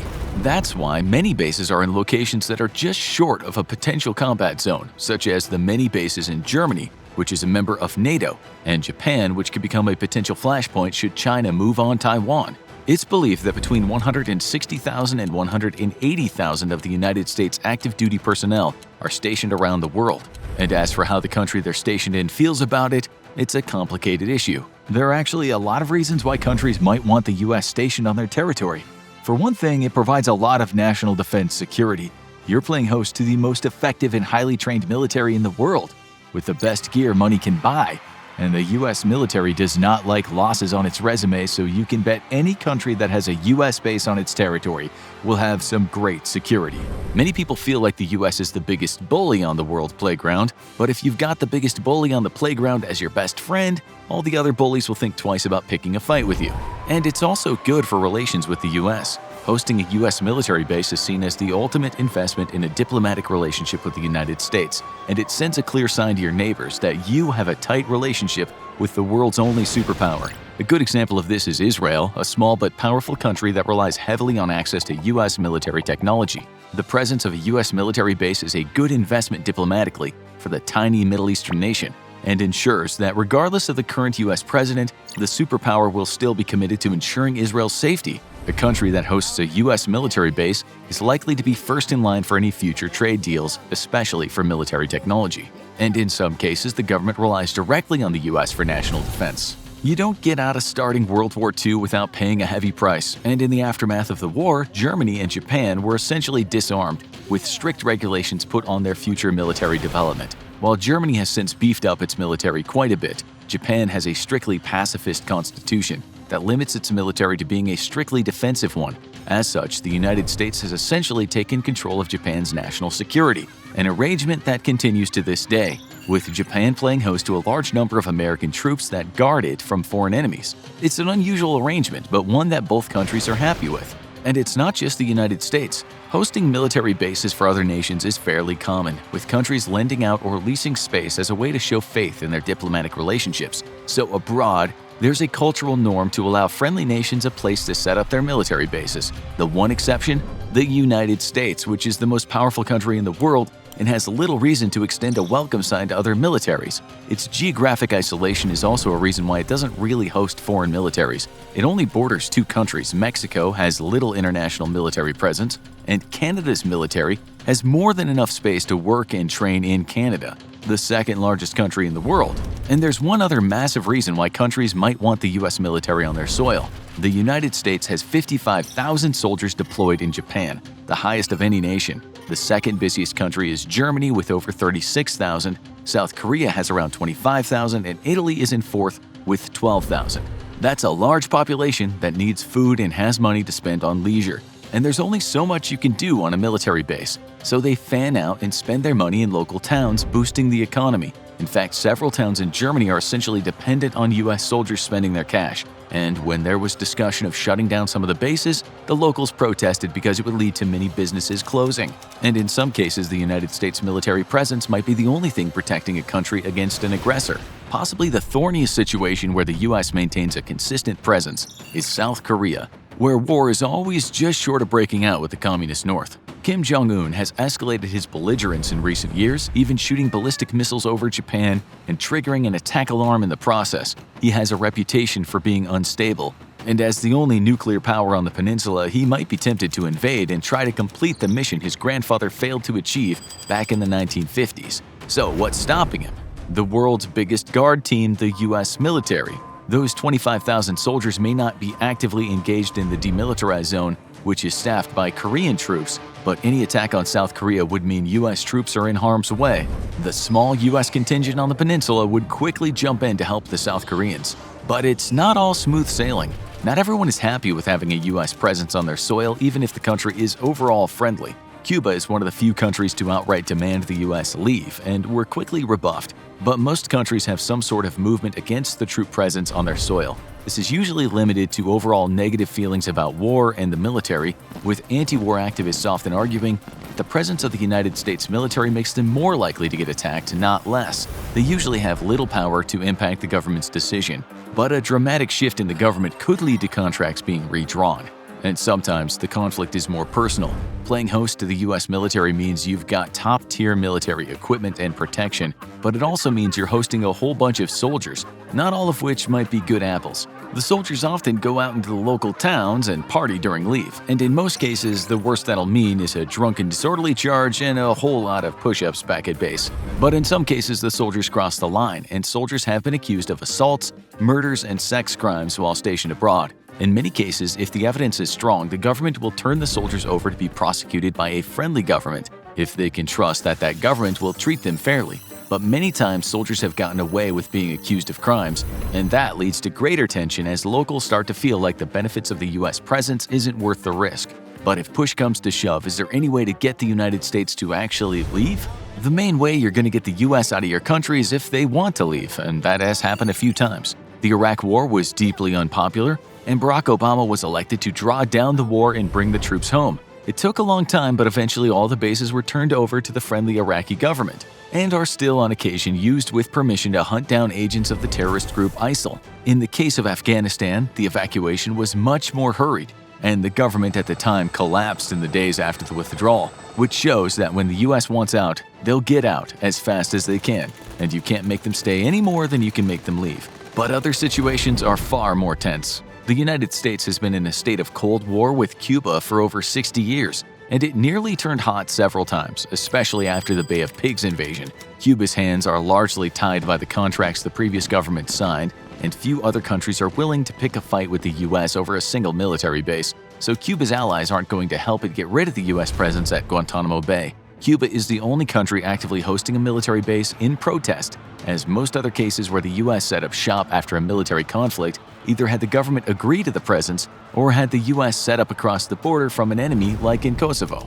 But if a country actually wanted to get rid of their US base, would they have any luck? For one thing, it matters where it is. The term sphere of influence has got a lot of play over the years, as countries view any encroachment into their region as a threat. This has gotten the most attention in Europe, as Russia has created a doctrine that threatens NATO if it should expand into former communist land. But the US has a sphere of influence too, and it claims all of North America as its region, which is another reason why no one's going to help Cuba displace the US from its soil. But what if another country wanted to end its relationship with the US? Would it have any cards to play? For one thing, a binding order to leave the military base would have to come from the United Nations, unless the US simply agreed. And while the UN passes many resolutions each year, few have any legal binding unless they come from the UN Security Council, which has a rotating membership and 5 permanent members, each of which has a veto power over any resolution. Those permanent members are Russia, China, France, the United Kingdom, and the United States. So good luck passing that anti-US resolution. And sometimes, even if the country is opposed, loopholes can be found. Many countries that were founded in the midst of an anti-colonial movement set up constitutions that explicitly banned other countries from establishing bases on their soil. Others had an isolationist movement and set up new laws later. But anything is possible when a new government comes to power, and several countries saw their constitutions essentially shredded when a US-friendly government wanted to curry favor with the superpower. It would be as simple as building an unofficial facility that isn't officially a US base but allows soldiers to train there. These have even taken the form of golf courses owned by the military. And getting rid of a base isn't easy. It's not as simple as asking the US to leave and then reaping the benefits. All the property on the bases belongs to the federal government, which means the government would likely strip it clean if they decided to abandon it. The only exception is if the US agrees to hand the base over to a friendly government like in Iraq, or if they abandon in a hurry like in Afghanistan. This is especially unlikely if the country they're leaving is seen as a strategic rival, as the US would never hand over classified military technology to a potential enemy. And if a country did manage to convince the US to leave, the odds are it would permanently damage their relationship with the world's most powerful country. And in terms of global military reach, the US truly stands alone. The US spends more on its military than any other country in the world, more than twice as much in fact, and a chunk of that goes to staffing and maintaining those bases overseas. The result is that the US has more bases abroad than every other country combined, and you can bet any other country would hesitate to establish a military base where the US already has one, which might explain why the US is so hesitant to abandon any of their bases. As long as they have the longest reach in the world, a lot of other countries won't even get close. So the end result paints a pretty clear picture. US military bases improve diplomatic relations with the host country, provide access to US defense resources, deter enemies from potentially invading, and even provide a healthy boon to the local economy. On the other hand, dislodging a US base is near impossible, can't be achieved through the United Nations, and would bring diplomatic and strategic fallout with the US. So it looks like this bald eagle isn't leaving the nest anytime soon. The war in Ukraine has brought industrialized warfare back to Europe for the first time since World War II. While this isn't the only recent conflict in Eastern Europe, those were small skirmishes in comparison to the titanic amount of resources and manpower being levied by both Russia and Ukraine. This is more than just a clash between two nations, though, as a significant amount of the NATO alliance has thrown its weight into the mix. This is a clash between two major powers, Russia and the West. To date, NATO has not formally joined the war but has done a lot to support Ukraine's ability to fight off the Russian invasion, and even reversing the tide of the war. When the war started, Ukrainian troops were moderately armed and equipped, and the nation had no hope of properly equipping the hundreds of thousands of conscripts and volunteers that were drawn up after full mobilization. NATO quickly began to ship badly needed personal equipment, such as helmets, body armor, and even uniforms. Today, the average Ukrainian infantryman is far better equipped than his Russian counterpart, all thanks to Western support.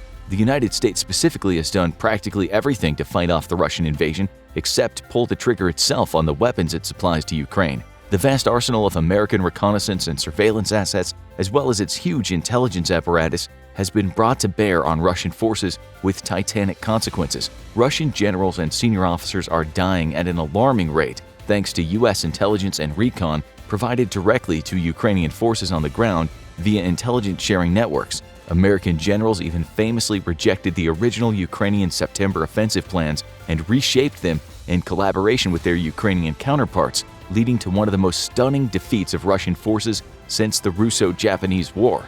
But the war in Ukraine has shown the world just how poorly prepared countries are for the return of industrial warfare, and France, along with other nations, are quickly taking note. The most striking lesson from the war in Ukraine is that Russia is nowhere near the military power it pretended to be. The second most striking lesson is that modern war against a near-peer adversary eats up resources at truly astonishing rates. Russian artillery is using up on average of 20,000 rounds of artillery a day, with a monthly average of 600,000. While most Western powers keep reserve ammunition in the millions of units, this still means that with current stockpiles, even a power like the United States can only undertake a couple months of high-intensity combat operations before they have to start being very judicious on their usage of artillery. And that's exactly the opposite of how artillery is meant to be used. To date, Russia has lost over 1,000 tanks in the fighting, with that number spiking dramatically during the current counteroffensive by Ukraine. During this ongoing counteroffensive, Russia is estimated to be losing 10 tanks a day, an astonishing figure only made more astonishing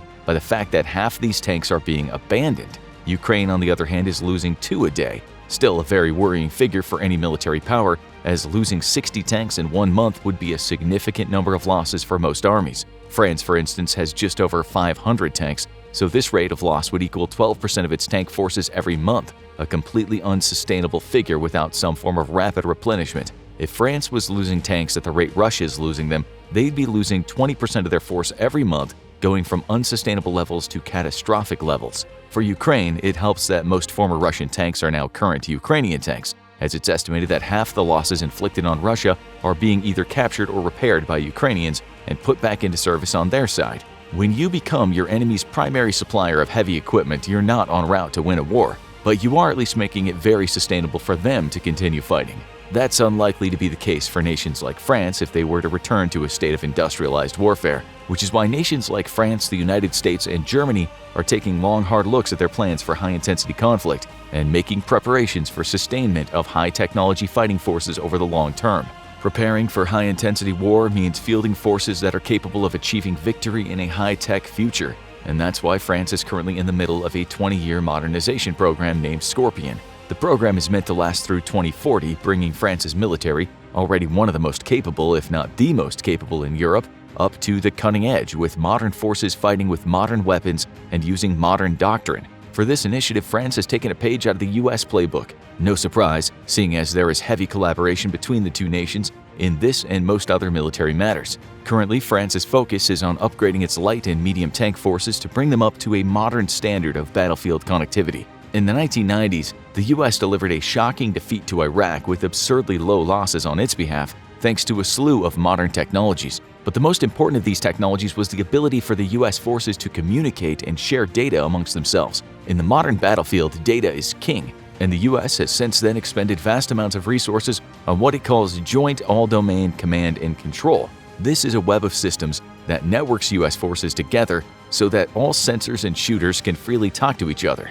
The best example of this doctrine came during the 2003 invasion of Iraq. On the push to Baghdad, a single platoon of US Marines, performing recon ahead of an armored advance, ran into a significant Iraqi tank force. The Marines were equipped with heavy machine guns and a few tow missiles fired from unarmored Humvees. In theory, the Americans were utter and complete toast. Unknown to the Iraqi commander, who eagerly ordered his forces to attack, the Marines were in direct communication with loitering aircraft, and within moments of spotting the Iraqi force advancing on them, they placed a call for fire support. A B-52 answered the call and, using targeting data from the Marines, was able to locate the rapidly advancing Iraqi armor. The B-52 dropped 6 CBU-105 cluster bombs, a smart weapon capable of dispensing sub-munitions over hundreds of meters, with each sub-munition then being capable of identifying and targeting its own enemy vehicle. In one bombing run, the bulk of the Iraqi force was decimated, causing the rest to quickly retreat. The defeat of an entire Iraqi armored column by an infantry platoon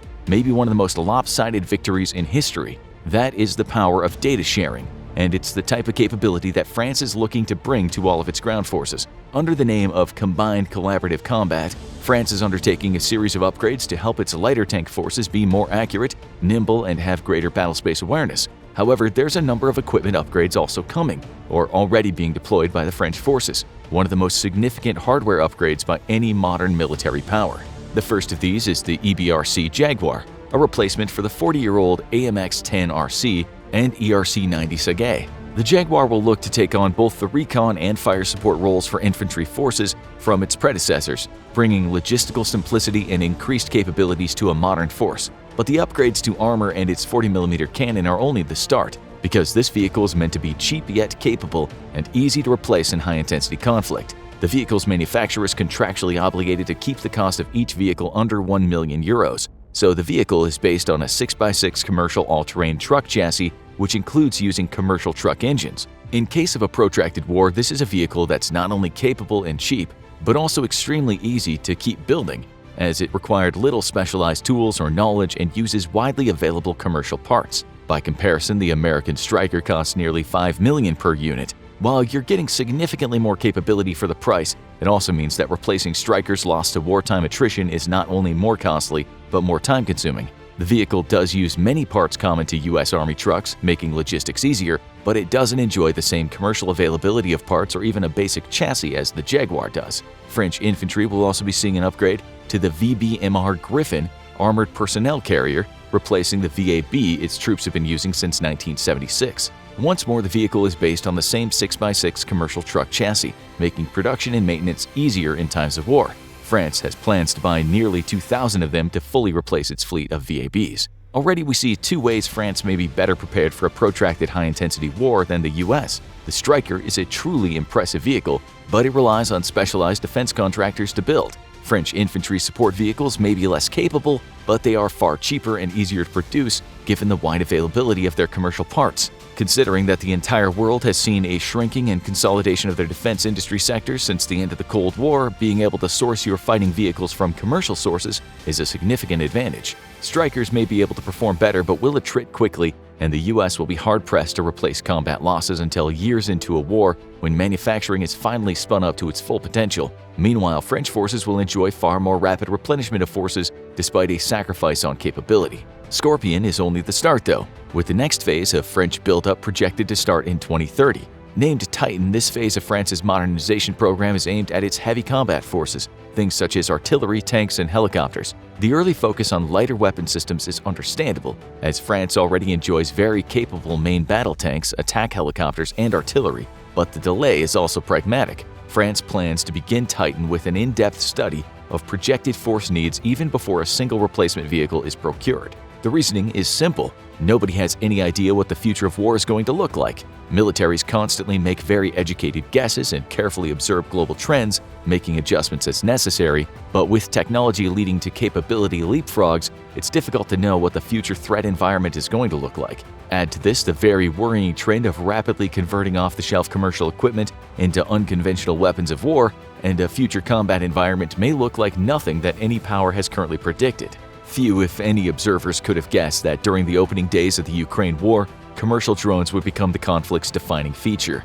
and one of the keys to Ukraine's victories over a far numerically superior foe. France and other powers expect that the future will be one fraught with anti-access air denial systems where no battle domain will be truly uncontested. This will include traditional A2AD threats such as kinetic kill systems involving artillery, suicide drones, and mines, but also threats in the space and cyber realms. Electromagnetic weapons such as the US's EM missile, capable of shutting down electronics in a specified area, will require not just one but a network of solutions to ensure friendly forces can fight and win the day. As the A2AD threat environment continues to evolve, forces will require an onion-like layer of defenses, necessitating connectivity, situational awareness, and the ability to rapidly react to a variety of threats, often simultaneously. To this end, France's push to network its forces is a solid step forward. Lessons from Ukraine have also told French observers that infantry mobility and awareness is crucial to victory, and here too France is well on its way to meeting the challenges of tomorrow. What remains unknown is the fate of heavy combat systems. In Ukraine, we've seen Russian tanks taken out by cheap commercial drones, armed with nothing more than just grenades or mortars, and man-portable air defense systems have made the use of Russian aviation on the front lines an incredibly risky proposition. Figuring out how to defeat ever smaller, more portable, and harder to detect threats will shape the way that heavy combat vehicles are designed, used, and deployed in combat. However, one key deficiency highlighted by French analysts is that its forces lacked serious depth. Geared toward fighting fast, mobile skirmishes in sub-Saharan Africa, French forces would struggle in a high-intensity conflict such as that in Ukraine. To that end, France is looking to build up its combat forces, but like many other Western powers is also taking a serious look at how to ensure its defense industry can stand up to the challenge of quick and long-term resupply of combat losses. Here it joins the United States and Germany, who have also both identified serious deficiencies in their ability to manufacture large amounts of heavy equipment. In the US alone, hundreds of factories were shut down at the end of the Cold War, and US tank production today stands at about 60 vehicles a year. In war, it's estimated this number could be ramped up to 20 a month, but this would hardly put a dent in potential losses against a near-peer foe. How France and its friends respond to these challenges may decide today if Western allies win the wars of tomorrow. But for the first time in 30 years, the Western world is once more preparing itself to wage global wars. The worst-case scenario finally happened. The bombs are in the air, and in a matter of minutes, the United States will be hit by a nuclear attack. Millions are in danger, along with the entire future of the United States government. What now? This isn't the first time the threat of nuclear annihilation was high on the government's mind. Ever since the US beat the Nazis to the bomb and was followed by the Soviets only years later, the government's been preparing for the worst-case scenario of a nuclear strike on the homeland. Initially, the threat was the Soviet Union, the United States' arch-nemesis. But now the threat of nuclear attack comes from China, Russia, North Korea, Pakistan, rising powers like Iran, and even international terror groups. No one knows whether any of these besides the first two even have the capability to hit the United States. But the government is not going to test their luck. After the September 11th terror attacks, the government quickly moved to plan for all eventualities and have a plan of action in case of worst-case scenarios. There are multiple scenarios created by the Department of Homeland Security, and a nuclear attack is National Response Scenario Number 1. Ominously, the scenarios are ranked by how likely they are to occur, which means the government thinks that a nuclear attack on the homeland is the most likely catastrophic scenario to occur, and dealing with it will not be simple. The government's first step is to try to keep a lid on the nuclear threat, and that's a lot more complicated than it used to be. In the Cold War, keeping the nukes from being launched usually meant talking to one man, the premier of the Soviet Union. While other countries had nuclear weapons, they were usually firmly aligned with one of two sides. Now, with India and Pakistan both having nukes and being in a low-boil state of war with each other, plus the notoriously unstable Kim regime testing missiles all the time, there are far more variables, and with the collapse of the Soviet Union and instability in other regimes, means it's possible for nuclear weapons and dirty bombs to wind up on the black market, which means that nuclear weapons could hit the homeland in more ways than one. The biggest threat is long-range nuclear missiles, which carry the biggest payload. It's believed that only Russia and China have the ability to hit the US this way, with North Korea working hard to join the club. Other countries' nuclear missiles are mostly designed to deal with threats in their backyard. While this is the most predictable threat, it's also the most dangerous. These are the missiles that will carry the biggest payload and could annihilate a whole metro area in a single hit. The United States, Russia, and China each have enough of these to annihilate life on Earth several times over, which is why an early warning system is key. The United States, Canada, and Denmark developed a radar system during the Cold War to warn of incoming Soviet missiles. Because the shortest route for a Soviet missile was through the North Pole, they built the infrastructures throughout the Arctic. Those systems were the building blocks for ballistic missile warning systems around the world, and they're still in play today, although they're not foolproof. During the Cold War, there were several false alarms of incoming missiles, and nuclear war was only averted by cool-headed commanders who often defied protocol to hold off on launching a full-scale response. And even in the modern day, there were false alarms. In 2018, residents of Hawaii received an emergency text about an incoming ballistic missile, sending most of the island into a panic. Those were false alarms, but the real one could come at any minute. In the event of an actual nuclear attack, the government has many plans to keep things running. The first priority is to ensure the safety of the president and the key to the United States' defense, the nuclear football. Despite what the media wants you to think, there is no briefcase with a big button to launch the nukes, which is probably a good thing given how some presidents might have hit it because someone insulted them on Twitter. Instead, to launch any nuclear weapons, the president uses a briefcase to communicate with the Pentagon from anywhere and give his instructions. And his orders are absolute. The president's orders are authenticated through the Pentagon, but their only purpose is to confirm that the president is the one giving the orders. Once the president gives the command to launch nuclear weapons in retaliation of an attack or as a first strike, the Pentagon has no authority to deny the order. They confirm the president's identity, including the current nuclear codes, and launch. Some have said this gives the president too much power, with Major Harold Herring pointing out some of the flaws in the program during the Cold War. He was promptly removed from the missile training program for asking too many questions. But before the missiles launch, the president has to be kept alive. Once it's clear the missiles are in the air, the president will immediately be spirited away to an emergency bunker, whatever the closest one is to his location. This is likely to be a short and easy trip because the government has dozens of these bunkers around the country, each equipped to be a local command center for the president and a place where the survivors can be kept alive long term. These bunkers are where the worst-case scenario plays out. If life on the surface becomes impossible due to nuclear fallout, the US government can survive underground, and some of these facilities are massive. While most of these and their locations are kept secret, the largest are well known, but that doesn't mean you can get in to take a tour. Raven Rock, located in southern Pennsylvania, is a massive U.S. military installation that serves as a command center for the armed forces. Each of the 4 branches have a base here, along with Mount Weather in Virginia and Cheyenne Mountain in Colorado. All three are built into mountains and are massive, looking more like a city than an office building. The only people who have access to these centers are essential military personnel who have high enough clearance to have access to the core of the government's nuclear preparedness plan. But what if the president can't be saved? No one knows where the first missile will hit, and it's possible that the president, the vice president, and the leaders of Congress, the Speaker of the House, and the president pro tempore will be at ground zero when a nuclear attack hits Washington. This could throw the U.S. government into chaos with no clear leader, which is why the order of succession is locked into the Constitution.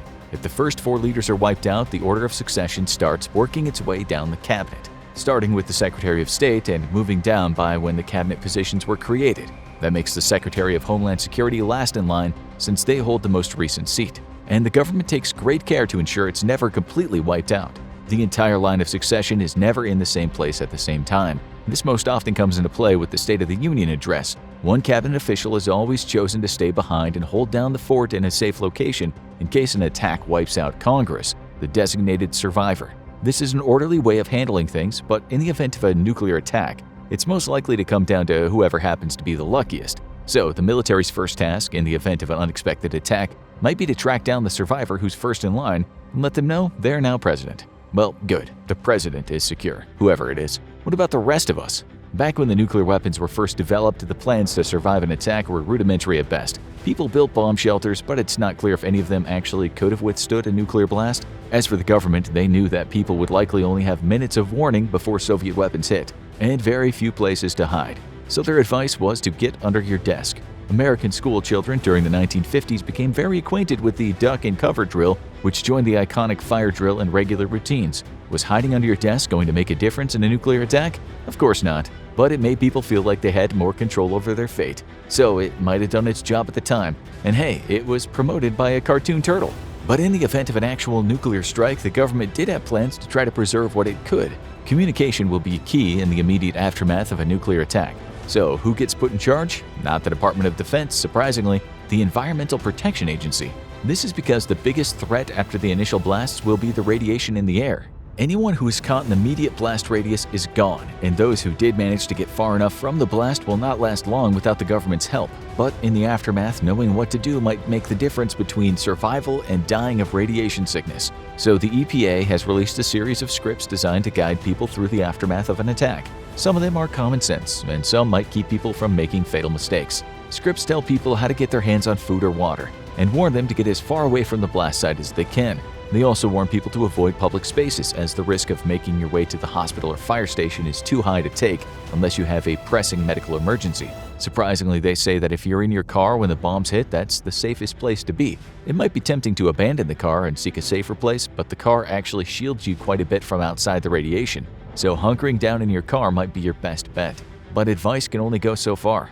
The government's prepared for all eventualities, and even though the risk of nuclear war has declined since the Cold War, they're staying stocked with medication that could alleviate sickness in the aftermath of a nuclear attack. This is part of the Strategic National Stockpile, a cache of emergency medication stored for a disaster. This stockpile is spread out among a network of warehouses around the United States and could be used to respond to a sudden disease outbreak or natural disaster. But the most important part of the cache is its stock of medicine designed to help with radiation sickness. Of course, this doesn't help the people caught at ground zero or those who receive a fatal dose, but it could help to reduce casualties in the aftermath. And who would be handling the distribution? That would be the one organization everyone hopes is wasting taxpayer money, because they'll have only something to do in the aftermath of a massive disaster: the Public Health Emergency Medical Countermeasures Enterprise, or the tongue-twisting acronym PHEMCE. It's the government's last resort agency in the event of a nuclear disaster. This is especially important because it's possible some agencies might be wiped out by the attack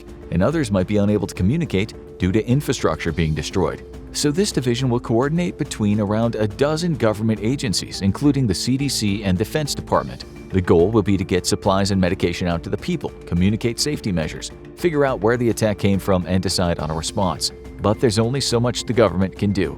The government does have bunkers around the country, with Raven Rock being the biggest and most secure. No one's sure exactly how many there are or what their capacity is, but it's become clear that in the event of a large-scale nuclear disaster, it'll be impossible to save everyone. During the 1950s, the bombs were smaller and slower, and we were more likely to have advanced warning. No country had nearly as many nukes as they do today, and the population of the United States was much smaller. Then the bombs kept growing, and so did the population. Weapons were developed that could wipe out whole cities in a matter of seconds. So the plan changed. During the Reagan administration, two influential men were brought in to meet with the president. Their names? Dick Cheney and Donald Rumsfeld. While they'd become famous, or infamous, a few decades later, they were only trusted advisors now, and Reagan wanted them to develop a Cold War strategy to ensure the survival of U.S. leadership during a nuclear war. Tensions with the Soviet Union were heating up again, and a nuclear war could break out at any time, so every year they would head off to a secret mission and plan an escape route for the line of succession.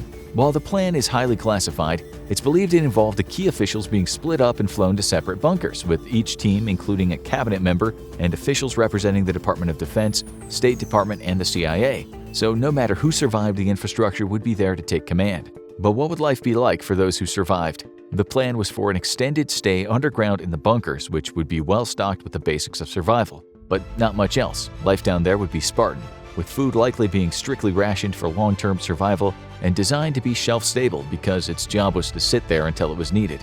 During the 50s, the government initially urged people to keep a week's supply of canned goods on hand in case of a nuclear event. But more research showed this wouldn't provide much beyond a stay of execution. Much more would be needed if a family wanted to survive a nuclear attack. So the government began preparing emergency rations. The solution? The all-purpose survival cracker. A hard and mostly tasteless cracker made out of bulgur wheat. It came in individual packets along with a tiny hard candy that was called a carbohydrate supplement. They were designed to be shelf-stable, but they didn't last forever. When there was an attempt to use the crackers in the 70s in disaster zones, it was clear they had long since expired. They were designed for a time when nuclear war felt very real, almost expected. But when the apocalypse didn't happen, they fell out of use and production stopped. Today, they're not really needed. The selection of cheap, accessible canned foods that can last years or more is so large that people can stock their apocalypse pantry with ease. But the odds are people in charge have much better provisions. No one knows exactly what it's like in buildings like Raven Rock, but the sheer size of the facilities means they'd likely have room to supply a staff of hundreds or even thousands for years at a time. So the president won't be going hungry, and he might even be able to bring his personal chef along. Although he, like everyone else, would be limited to shelf-stable, long-lasting foods. But for the rest of us, we're back to the old advice of keeping a supply of canned goods to last us until the outside was safe again. But the government isn't really advising people to plan for a nuclear disaster anymore, even if the odds of one are slightly higher than they were post-Cold War. And even if the government isn't planning for a war, that doesn't mean they're not ready for one. What would happen if the United States was actually hit by a nuclear attack, killing millions and wiping out much of the U.S. government? It would be clear that a state of war existed, but what if the government didn't know exactly where the bombs came from at first? The Mobile Command Center's first task would be to track the bombs to make sure that we were hitting the right target country in response. This is only applicable in the event of a missile attack. The most likely method, if an unconventional nuclear attack was launched, such as a suitcase nuke or a dirty bomb, the government's initial efforts would be on relief and investigation. But when a culprit was uncovered, whether it was a terrorist group or a rogue state, there would be hell to pay. But what if it was a superpower?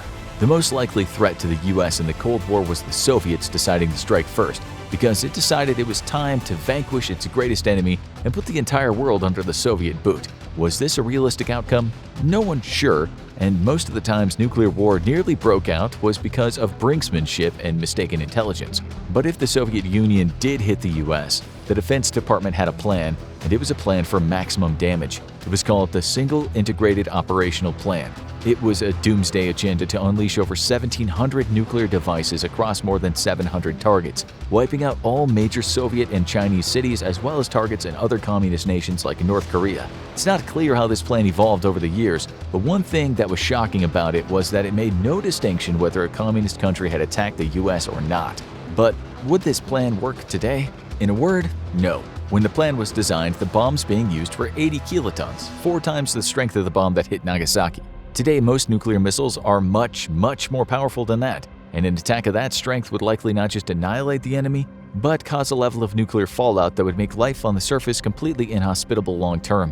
The clouds would carry the poison all around the world, even far from the sites that were initially hit. In a best-case scenario, people would be forced to live underground for years. In worse scenarios, it could mean the end of all life on Earth.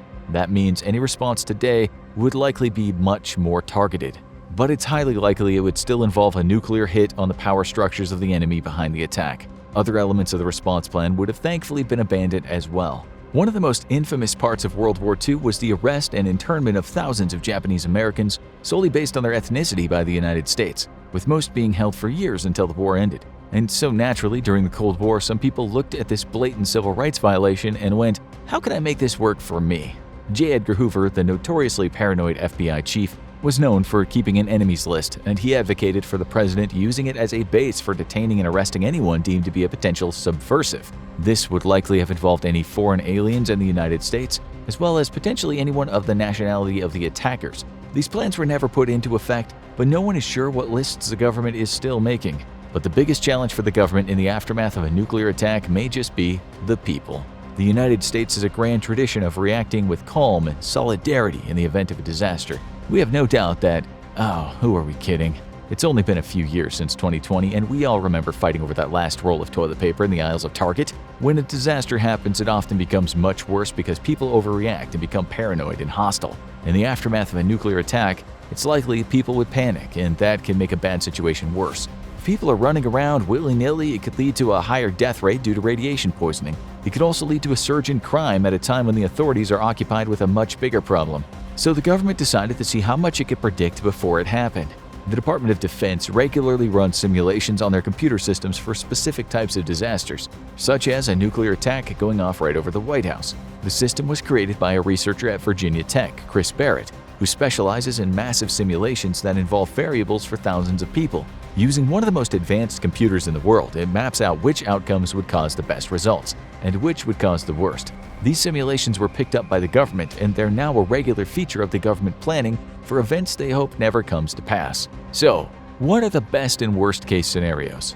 The best case scenarios usually involve people acting responsibly, taking heed of advice, and concentrating on their own safety. The worst case scenarios become a reality when people decide to head for ground zero or to try to help people caught in the disaster zone. Not only will there be few if any survivors after a nuclear blast, but those would-be heroes often sentence themselves to death due to the fallout. So what are the government's plans now? Many of the plans from the Cold War are still in effect to some degree, just updated to modern technology that makes it easier to communicate and take action wherever the leadership may be. With our communications infrastructure being stronger than ever before, odds are good that the government would be able to stay in contact with its citizens and keep them as calm as possible. But as for what would come next, that's highly classified, and hopefully will stay so forever. Now go ahead and check out this video, or maybe this one instead.